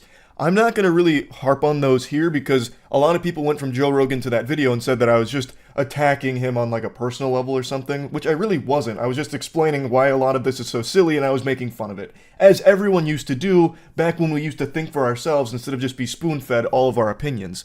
So, what I did talk about in that video is something I'm going to briefly mention though. He tried to scam all of Uganda by promising them these drones that literally just don't work. I'm just going to play you a clip from that again to remind you that Terrence Howard uses this math in pretty nefarious ways from time to time, like in the case with Uganda drones from the hydrogen proton geometry. Was there for 2 years until I saw that there was an inconsistency with the math there. And so I went out to explore a new way of understanding how the universe works, and I was able to define the grand unified field equation they've been looking for and put it into geometry. Once again, just a friendly reminder, there is nothing more consistent than 1 times 1 equals 1. to represent it one more time, I have one box with one waifu cup in it. 1 times 1. The total waifu cups is 1. One box has one of these in there. There is one of these in total. And then with that geometry, I was able to put props on that. And what I'm saying is now we have invented a new form of flight that I would like to bring here to Uganda to replace the drones, to replace the helicopters, to replace the planes. Now, this is the geometry of hydrogen. Of hydrogen. Hydrogen. This is the proton itself. So any bond that hydrogen can make, our linchpins are able to make. It's been 2 years since this, and it doesn't seem like Uganda's any closer to having those Terrence Howard promised hydrogen proton geometry new flight machines that reinvent flight as we know it. But maybe it's just a project that takes a long time. Maybe he's at Area 51 right now cooking that shit up with the aliens. Who's to say? There's just no updates on it. So I'm excited to see Terrence Howard's update on these hydrogen proton geometry flying machines. But let's be fair here. Let's take a peek at both sides. Terrence Howard actually did publish something trying to prove that 1 times 1 equals 2 and that the world of science and math is wrong. You can read through the whole paper yourself if you'd like, and hopefully you'd come to the obvious conclusion that he is still incorrect in everything that he's breaking down here. He's using all these incredible leaps in logic to get to his conclusion. What I want to highlight, though, is in his own paper here, he has a whole section dedicated to the Anunnaki Sky People. Some call them the Anunnaki, the Sky People, whoever they were that gave naive generations some 6,000 years ago a multiplication table and a flat view of universal geometry. They gave that poor, misguided people a false axiom upon which to build their world. In a paper that's supposed to all be about logic and math, where the fuck did the Anunnaki Sky People come from here like a jump scare? What in the world? That should immediately trigger your bullshit alarms. That is unhinged to include in this. Like, it showcases that he fundamentally doesn't even understand where math comes from in the first place. He makes it seem like math is something that was given to us. Math is not an invention. Math is a discovery. It's something we learned. It's not something that we created based upon an Anunnaki Sky People gift. A ruse from the Anunnaki. Also, I love how he can just slide in whatever nonsense he wants without any type of citation or proof behind it. Oh yeah, this is all based upon what the Anunnaki gave us 6,000 years ago. Well, trust me, I know. I was there, actually. I saw it. Terrence Howard, I'm immortal. I saw it. I was actually there during the trade of the Anunnaki geometry and the naive generation 6,000 years ago. That's how. That's my proof. That's my evidence. Like, people just take what he says and just run with it. Like, oh, that's great. And like, they ignore it. Like, on Joe Rogan, he had a whole section dedicated to how he can remember his birth. I was inside my mother's womb. And I was about maybe 6 months inside the womb. And I'm like, okay, don't forget I'm here. Okay. Don't forget. You go to sleep. You wake up again. Now something's moving in front of you. And you're like, oh, that's my friend. But I had a different name for it. I didn't know it was my hand. But I knew I had a title for it. Go back to sleep, all of those things. Then ultimately you get ready to come out. I remember all of that. You remember coming out? Remember being compressed. That is legitimately not possible. There were some doctors that weighed in on this because a lot of people were like, this is incredible. He truly is like this super genius. He even remembers being in his mom's womb. You can't. You actually can't. You don't even start storing memories in your brain at those stages because it is still developing. So they're not fully developed. Thus, those parts that are responsible for memory storage and memory retrieval aren't there yet. You can't. And you certainly wouldn't be able to recall them. Now, a couple doctors did say that in very rare cases, you can recall some feelings, which is why if you had like a traumatic birth, that could play a role in your life later on. Like, you do form memories as a baby, but due to infantile amnesia, you can't recall them. So the memories you're forming are things like your mother's face, shit like that. As a baby, you do form those memories. You can recall your mom's face, but as you grow up, you are never going to remember those moments. You can't. Except in like extraordinarily rare cases, which don't have a ton of documentation surrounding or proof around, but there are a couple of cases where people do claim that they can. But in Terrence Howard's case, not even those extraordinary circumstances go as far as him, where he's remembering in the womb and saying to himself, don't forget, and then giving a name to his hand. That's just ridiculous. And then he says that the proof of this on Rogan is that when his wife was pregnant, he'd shine a light on her belly and then play music. And he did that for like a week, and then he stopped shining that light and playing the music, and then the baby's hand pushed on his mother's stomach. That was his proof that Terrence Howard remembered everything in his mom's womb. Once again, a complete misunderstanding of the things that he's fucking talking about with it. And there were a lot of people that said like, oh, that was a really weird section, but he was right about everything else. Why are we ignoring things like that? That is not something you should ignore. That is very clearly a red flag in the logic and the person behind the logic. It's ridiculous. Like, they're like, oh, no, he was definitely weird about the whole remembering being in the womb nonsense, but he was totally right about gravity not being real. Like, disproving gravity, he fucking nailed. And 1 × 1 = 2, absolutely on the money with it. Been saying it for years. It's so ridiculous.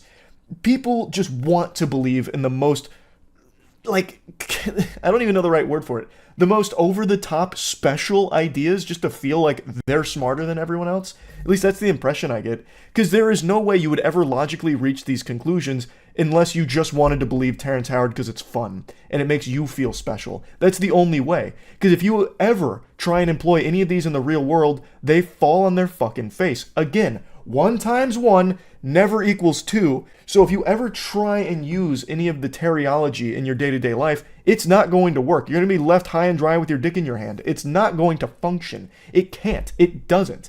And for some reason, we are now in this age where people are just like, it doesn't matter. He's probably still right. Like, what the fuck? It's so stupid and frustrating. It really is. Like, again, I'm not even mad at Terrence Howard. Like, it's not a crime to be dumb. And it's not wrong to, like, pursue things outside of the already established, mainstream belief system. I think that's extremely important to a healthy society, always challenging the things that you're given. But this is the exact opposite. People aren't challenging what Terrence Howard is feeding them. They're just accepting it with a fucking smile on their face and not asking any questions. Terrence Howard pursuing this is not the biggest deal in the world to me. In fact, I do think in a lot of cases that can be really helpful. If someone goes out and challenges like some really well-established theories or whatever, like, let's see. It's always important. But he has come back with incorrect conclusions and still preaches about how everyone else is wrong, without ever demonstrating why he's right. He has nothing to show for his teriology. No creations, no inventions, nothing. So it should immediately right there stop for him and be like, okay, you know what? This was, a fruitless endeavor. I didn't get anything out of this. Maybe the math that we have is correct and is consistent because look at all we have to show for it. Look at all of this around us. We're surrounded by the product of mathematic breakthroughs. And Terrence Howard's math has nothing like that. So it should have come back like, okay, it was worth a try, didn't happen, we move on. And then he could have gone into different avenues to pursue more knowledge or more discoveries, but he hasn't. He has locked himself down to something that is completely false, and he's taking as many people with him as he can. And I think that shit sucks. People need to stop just taking in other people's perspectives as their own and start actually just thinking for themselves and putting into practice the things that they're being told to see if they make sense and if they're right. That's it. I mean, that's really about it. I'm not going to keep droning on about this. It's just so fucking frustrating. That's it. See ya. There's no better way of starting your morning quite like a nice bowl of spaghetti and an extremely goofy story about a Miami teacher showing a 4th grade class a horror movie about Winnie the Pooh basically being a cannibal. It's an extremely weird story I can't wait to dive into. So apparently he showed them this movie by accident. I don't know how you make that kind of mistake considering the movie's title is Blood and Honey. Like, I don't know what he thought that meant. Like, maybe, blood of Christ. Maybe he thought it was very religious. I have no clue.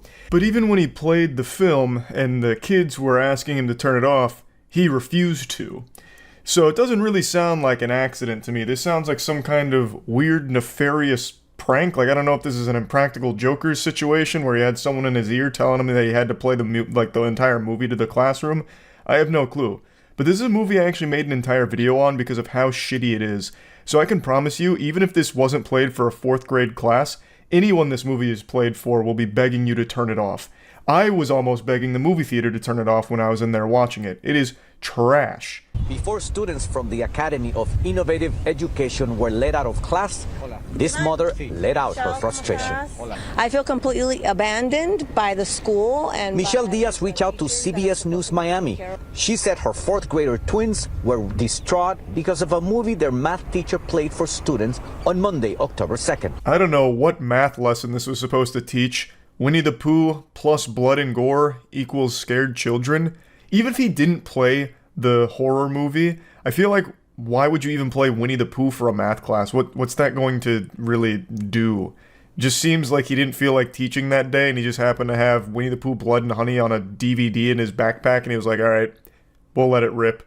20 to 30 minutes to a movie called Winnie the Pooh, Honey and Blood. We need to go. This is the trailer of the film. It's rated NR, meaning not rated. The premise? Two bloodthirsty murderers, one of them wearing Winnie the Pooh mask, terrorize a group of young university women.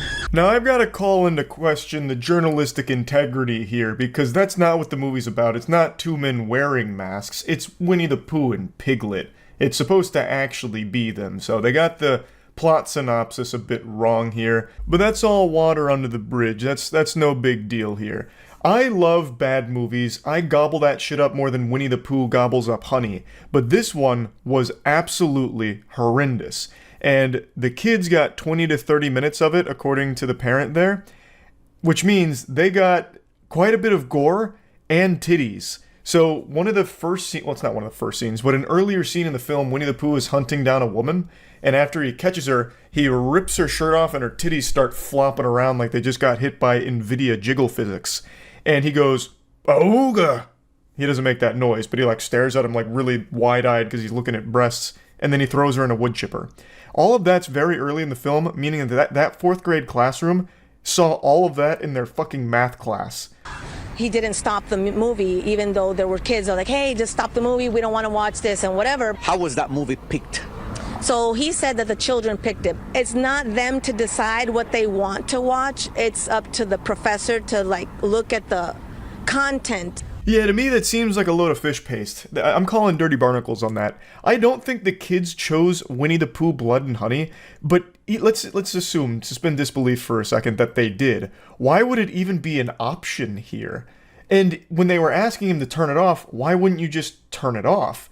You know, like, it doesn't seem like this was accidental. It doesn't seem like, oh, you made your bed, time to lie in it. You wanted Winnie the Pooh Blood and Honey? You're getting Winnie the Pooh Blood and Honey, you little bastards. You fucking rapscallions. Just should have been able to instantly recognize that this isn't the type of film that should be playing for a fourth grade classroom.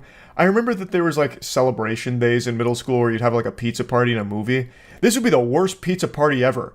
I'm just chowing down on a triple cheese pizza and I'm watching Piglet bisect a woman with a battle axe and I'm begging the teacher to please turn it off, but they're just doing this to me. Nope. Like, what the fuck? You're gonna sit there and watch it. It's part of the curriculum. This is math in action in the real world. It's like, come on, man, just turn the fucking film off. They clearly didn't know what they were getting into when they allegedly chose this movie. Oh, I want a different professor for them. So you want him out? Yes. Did you address that to the school? Yes. And what did they say? That they were going to handle it internally like they always do, that they're very careful. I can understand not trusting this professor going forward. This is a really weird thing to do. It's not like an honest mistake, because the movie pretty much immediately makes it clear that it's not for kids. It's pretty aggressive. So, like, not turning it off after that and then refusing to turn it off even when the students are telling you to, that is some diabolical behavior. Like, fucking peeling their eyes open to make sure they're watching Winnie the Pooh and Piglet murder people and eat them and whatever. That is weird. I don't know what kind of disciplinary action the school board's going to take. Maybe refusing his access to DVD players or a VHS player or something. I have no idea. But I definitely get the parents not wanting their students to be in this person's class anymore. I saw this tweet kind of pop off in response to this story, and I just gotta share it with you because it gave me a hearty giggle. Mr. Smith sat at the head of the dim classroom, a bead of sweat running down his temple. "Please stop," the children wailed. "Emma passed out. We need to take her to the nurse." "We can't stop," he thought. "I can't stop. It's only a mistake if you admit it. We have to keep going. And besides," he pressed the volume up on the remote, drowning out the children's pleas as Piglet's chainsaw tore through a young woman's neck like wet tissue paper. Innocence ends. We all have to learn sometime. He was a teacher, and the children were there to learn. And the more I pondered this deep, profound narrative, the more I started to recognize that this may very well explain why he refused to turn it off. There's something that all human beings are innately born with, which is what I call the too far gone threshold, so fuck it. It's where you're too deep into something to admit that you've either made a mistake or too deep into something to back out now, so you have to see it through.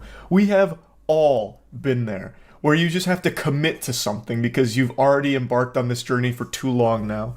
So I think in this case what may have happened is he starts the movie up truly innocent, not realizing that this is an inappropriate film for kids, but then it becomes quickly clear after the first murder and maybe even after the first set of titties that, you know, this is a problem. But he can't turn it off because then he admits a huge fault on his end, so maybe he just sat there like, shit, we've come this far. I can definitely think of a way of spinning this in like an educational manner. Okay, so perhaps the honkers, the two honkers, are representative of algebraic expression, the FOIL method, first, outer, inner, last, okay, yes. And Winnie and Piglet on a murdering rampage is a lot like slope-intercept form. Like, I actually do think there is real merit to this theory that perhaps he was just too deep in it and he thought it'd be worse if he just turned it off and admitted that he fucked up. So he just sat there trying his best, sweating profusely, to think of a reason why this film was playing for fourth graders. And ultimately he couldn't come up with anything. The head of the school came forward with a statement as well saying that they're also investigating and taking disciplinary measures here. I don't think they're letting the professor go, at least not from what I've seen about the story. It looks like they're looking at alternative methods, such as like, don't ever play another movie in class ever again. But yeah, I just had to share this story with you all. I saw it first thing this morning and man, what a fucking wacky one it was. That's about it. So yeah. Every time you see a robbery in a movie or something, it's always super impressive. They'll have like these incredibly well laid out plans, full-blown Ocean's 11 type shit where they'll have like a getaway driver, 15 aerospace engineers on standby just in case they need them. They'll have like Jimmy Neutron in the lab cook up some crazy device to break into the big vault for millions of dollars. And it just always seems like, damn, you have to be a galaxy brain, 10-digit IQ mastermind in order to be a professional criminal. But then when you watch like a heist or a robbery in the real world, it's nothing like the movies most of the time. The plans are laid out in crayon 3 seconds before executing them. They're not looking at building blueprints. They turn their brain off and just go fucking wacky. They get insano style. So like they'll just run in there, like grab like 5 things and then just like shuffle out the door, and that's the extent of it, and then they get caught 5 minutes later. And today I saw a robbery that I think is probably one of the worst ones ever recorded. It is just, I feel bad for the guy. Like watching him rob it is agonizing because it's so incredibly slow. This dude robbed a Little Caesars in like -5 times speed. I felt like I was watching an NFL replay while watching this man try and rob the cash register. They filmed him for over 1 minute and 30 seconds. He just sat there trying to rob them.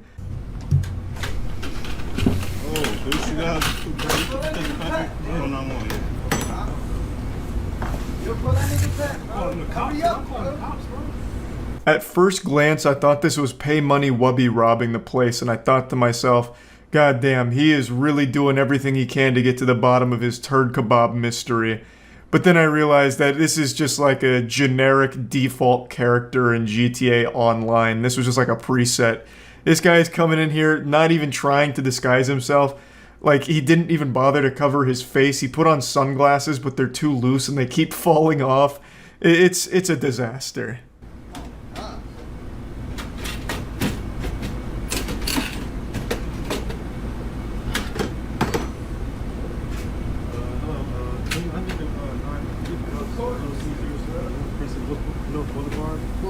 It's like robbery ASMR. He's not talking, the employees are just kind of making fun of him. It's just like they're roasting him. No one's taking him seriously. It's so unbelievably goofy.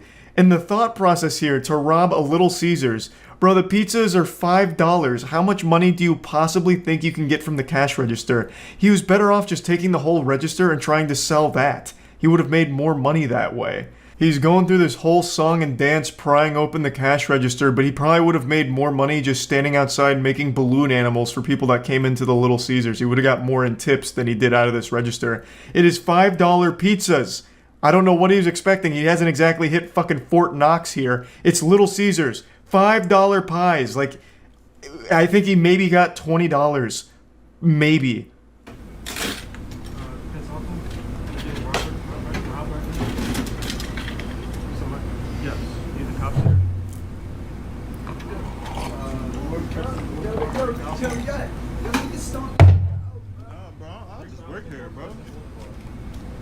That's all you getting, bro? $60, bro? I absolutely love that response from the employees. No, I just work here. Like, I'm not gonna risk my life. I'm not gonna beat this man's ass and risk, getting myself in trouble for the sake of saving $60 for Little Caesars. I don't care that much. I'm not paid to be like a fucking Little Caesars gladiator and fight for Little Caesars honor. That's the right way of handling things. Just the employees like, hey, all right, you're robbing it? Okay, I'm not going to stop you. I'll just call the police, which they do. And then they just sit here and record all of it for evidence. And this man just keeps flashing the camera with his whole goddamn face. They did the absolute perfect thing here in this situation. Take that whole shit. Let me get some. Yo, this nigga really just sitting here, bro. Yo, that's all you gonna take? Don't touch bro? me. Don't touch nothing. Don't touch nothing, bro. Don't touch nothing. No fingerprints, huh? Yes. This is where it gets so good. So this guy with all 3 brain cells and every neuron in that goddamn barren wasteland of a head starts firing, and he's like, oh my god, I left my fingerprints at the scene. I know what happens next. I've watched CSI Miami. So he goes back in and tries to wipe down the register, as if the fingerprints are the main concern here, even though he's flashed his whole face with no sunglasses to the camera like 8 times by now. And he's doing all of this in the slowest speed imaginable. He's entered cruise control. It's like there's so much evidence here, and the one thing he's concerned about is fingerprints. So he goes in and tries to clean the scene. Very thorough job too. But greed gets the best of him. He became gluttonous. So he goes in for more money, leaving more prints.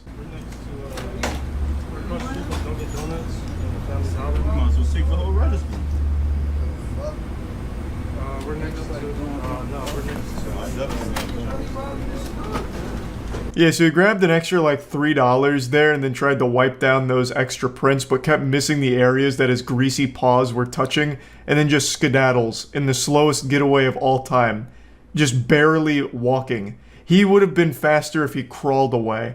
Like, Jesus Christ. All in all, I can't imagine he got more than 20 bucks.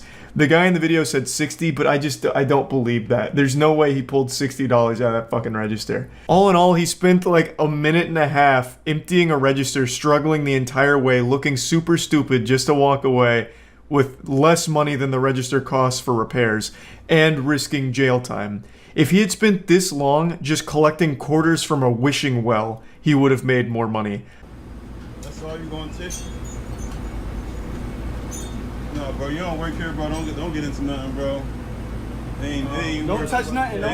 Yo, the store is shut down. The store is shut down, bro. Yo.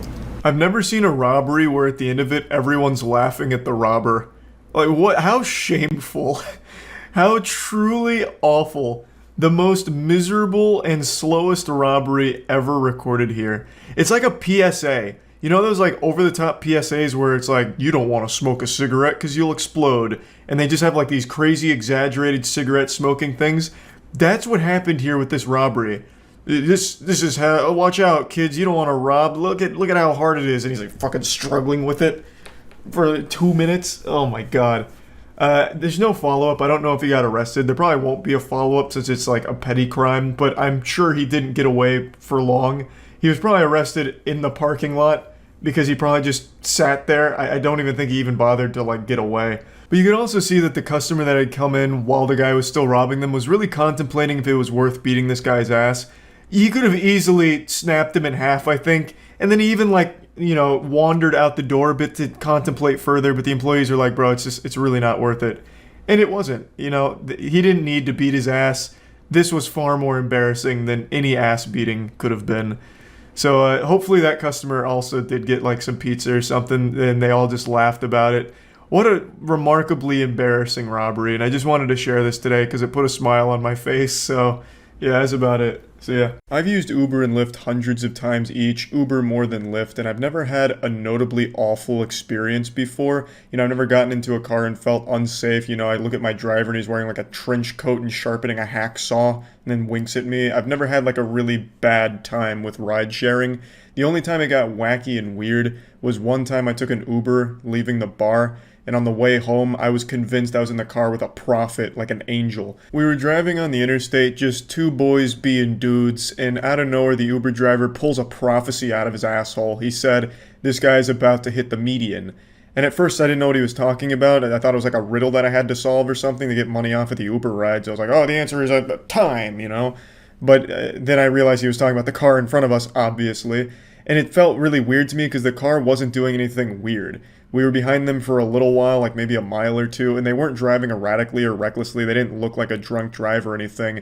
And then out of nowhere, a couple of seconds after he said that, he like willed it into existence. The car swerved and scraped against the median and then tried to get back into the lane. Out of fucking nowhere. I was like, oh my god, we are living in a simulation. But yeah, that was my weirdest experience with Uber and ride sharing in general. But of course I've seen the horror stories, like the absolutely awful ones, and this is one of those. This is a pretty special one. You know, I'm just trying to ask you to go to the speed limit is all. I'm saying I'm gonna go. Oh. Okay. Okay. Don't really know what's going on in her car here. She's created a little crime scene there. Like, stepping into this vehicle looks like you'd be stepping into your neighbor's shitty haunted house on Halloween. It's just really goofy looking. I don't get it. I guess it's supposed to be early Halloween decorations. She's got like a blow-up sex doll in the passenger seat. Or maybe it's there to like prevent her passengers from getting up front. Like, hey, you can't sit there. Clearly, this inflatable Mr. Krabs doll's taking that seat. So just get in the back, alright? You know, I don't even know what the fuck it is. I mean, maybe it's an inflatable clown or something. I couldn't tell you, but it's pretty weird stuff. Now what happened is the passenger asked if they could roll down the window and drive the speed limit, which I think is a pretty reasonable request because this lady's out here driving like it's Grand Theft Auto 5. I was half expecting her to try and ramp this vehicle off of a parked tow truck. She's treating it like it's Fast and Furious universe and she's trying to catch Dominic Toretto. So it's not like the passenger's being an asshole or anything, just asking, hey, can you drive the speed limit so you don't kill both of us here? And that just sets her off. She loses her goddamn mind there. Slow down! Fucking yanks on the e-brake and does a 360. Suck on this, pussy fart! You can hear, like, this tire start screeching. She completely takes her eyes off the road, turns around and starts swiping at the camera like she's a kaiju, like Godzilla trying to knock over a building. And meanwhile, the passenger's laughing the entire time. The absolute fucking dick on this man. The fucking balls of pure adamantium to laugh through an experience like this is inspiring. They could have very easily died here. The driver went feral and totally forgot they were operating a vehicle. This could have ended up like the Billy Madison scene where O'Doyle Rules just fucking shoots their car off a cliff like a missile. And meanwhile, the whole time, the guy's just giggling about it. All right. Well, you got to. Hey, you're gonna have to open that trunk. I'm not going anywhere until you open that trunk. Unironically, she starts squealing. Literally squealing. This is what a small dog sounds like when it's trying to intimidate a larger dog, but it's also very afraid as well. It actually sounds like somebody stepped on a toad. It is shocking that a human being can make this noise with their vocal cords. This is what it sounds like to smoke 15 packs a day. All right. Well, you got to. Hey, you're gonna have to open that trunk. Sorry to hit you with the surprise instant replay on the Jumbotron. It's just I'm so impressed with her ability to hit this screeching note. This is the brown note. Like, hearing that makes a human being involuntarily shit themselves. This is such an abhorrent sound. It's like someone's recorder broke, but they still desperately tried to play hot cross buns on it. Get out! Nope.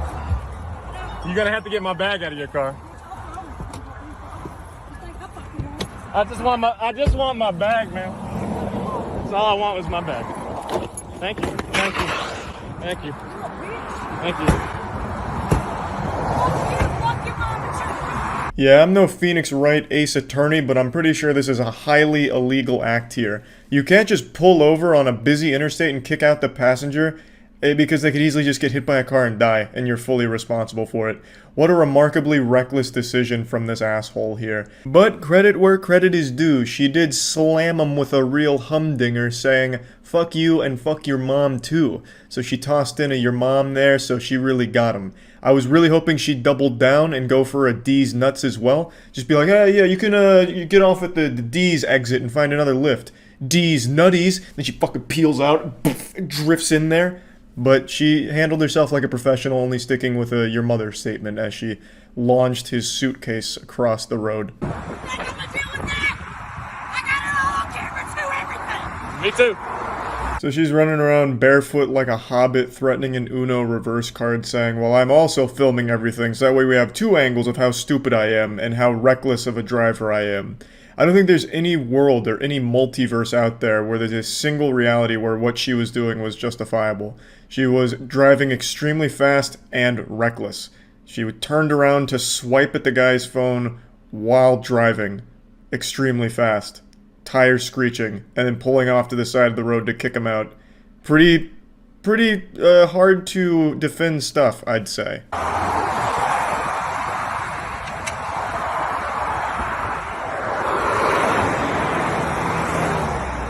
As she blasts off back onto the road, she nearly clipped the van that was next to her because she tried to get back too early, and that would have been an absolute catastrophe. Her road rage almost got even more people hurt.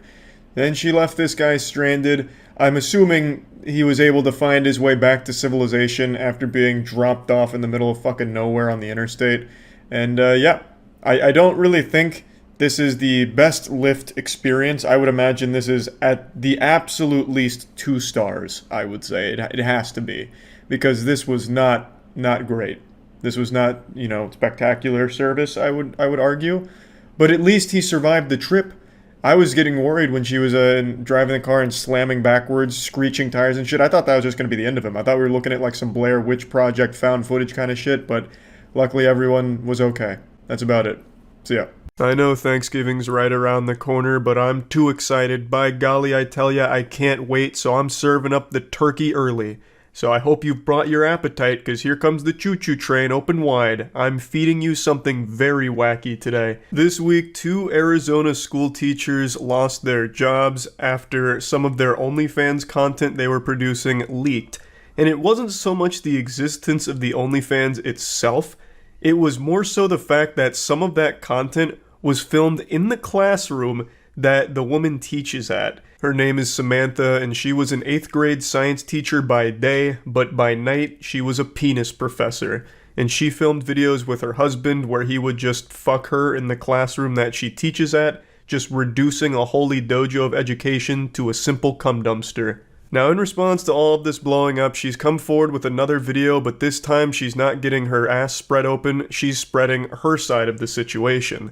So, she has this video that explains why she did all of this, as well as going over how everything unfolded, and I'd like to share that with you all, as well as going a bit deeper about the situation, because it's maybe even a bit more than wacky. This is starting to teeter on the edge of being pure silliness, even, I dare say. I created content at the beginning of the summer in order to earn extra money on the side to help pay for our basic necessities that our salaries were no longer meeting. So she starts by explaining that teacher salary, especially in Arizona, is dog shit.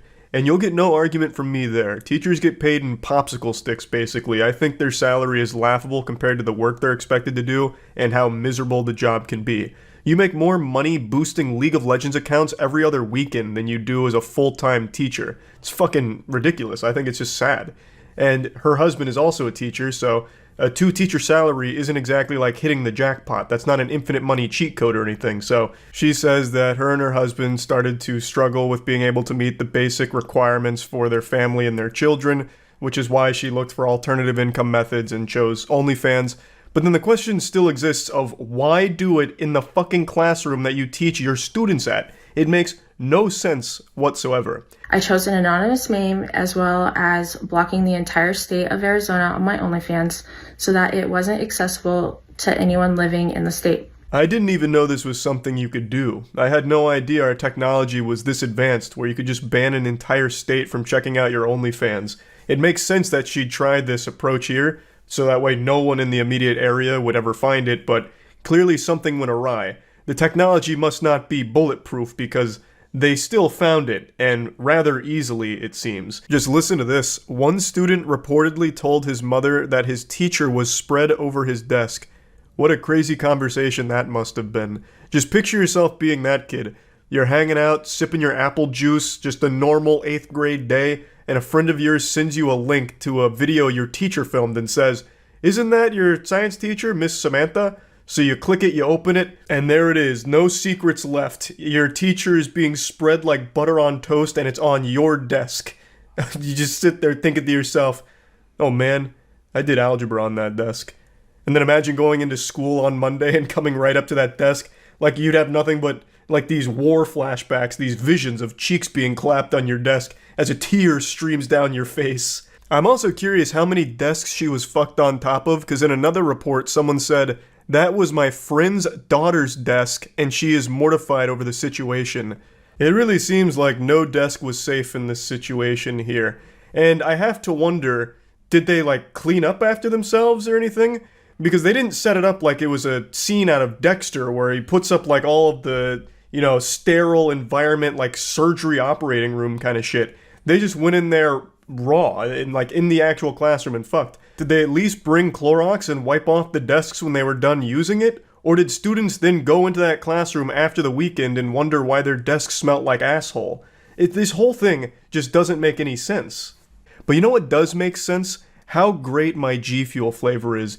Divine Peach. Anyone that's tried it has had their lives improved for the better, I have no doubt about that. And now I'm happy to report that the cans are here and they're a GNC exclusive right now for stores. So if you want to find your closest GNC, there's a link in the description for that to pick up a can of Divine Peach. Now I've mentioned this on stream, but I'd like to mention it here as well. The caffeine content on my flavor is 140 milligrams as opposed to the standard 300 milligrams for other cans.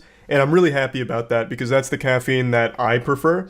So I wanted to bring that to your attention as well. And there's also a sweepstakes going on right now for anyone who buys a can and takes a selfie of themselves dressed as me. You stand to win a G Fuel mini fridge or a 12-pack of Divine Peach. The video that was created and advertised was made after contract hours on the weekend. No minors were ever present or involved in the videos. I don't think anyone was ever trying to make the accusation that minors were present or somehow involved in the content, because that would be a whole different ballgame. This would be an entirely different conversation. That would be a massive, massive, massive crime. Now, what people are saying is even though minors weren't present, the fact that you're using their space for adult content is a problem. Obviously. So although there's no kids there, like Junior's not knocking on the door to the classroom, "Miss Samantha, I've got my extra credit homework." "Oh, jeepers." Like, even though there's no kids actually there, the fact that you're fucking in their playground is an issue. You can't just go to a kid's space and film this kind of content. It's not okay. You can't just like venture on over to Chuck E. Cheese and get your back blown out in the ball pit, film it, and expect nothing to come from it, expect it to be all honky-dory. And again, why did you want to use the kids' space for your porn? Why? It's not like that was your only option. You could have done your OnlyFans anywhere else, like at home. Why did you take it and film fucking porn in the space that you teach children? It is so fucked up and weird. And also, I'm sure all of you have realized this by now, but after school hours and on weekend doesn't necessarily mean there's no kids on the campus. I remember growing up, there were always club activities and shit that would go on weekends. So it was still very possible that there were kids in the nearby vicinity. It doesn't mean that there was no kids ever even close to their situation.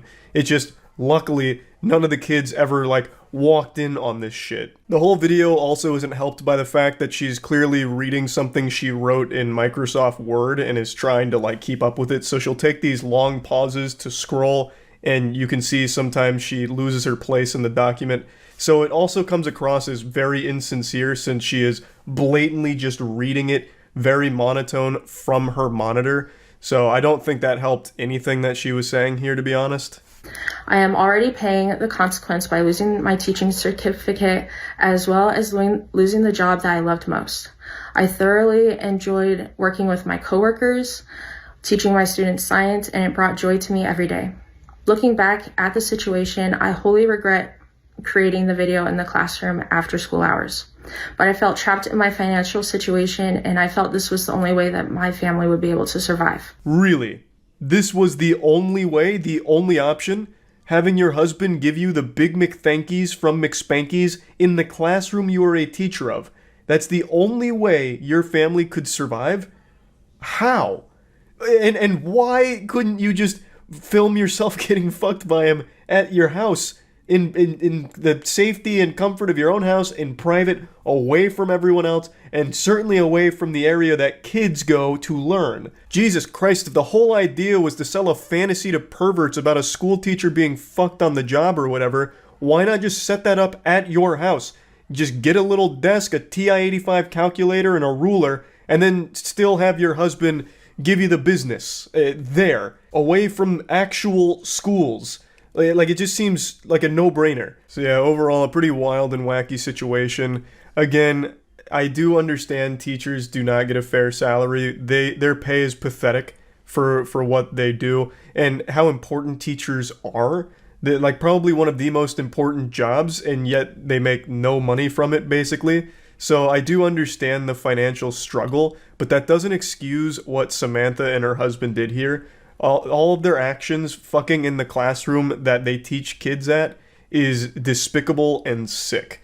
So it's no excuse for their actions, but I do understand that the teacher salary is terrible. And yeah, that's about it. See ya.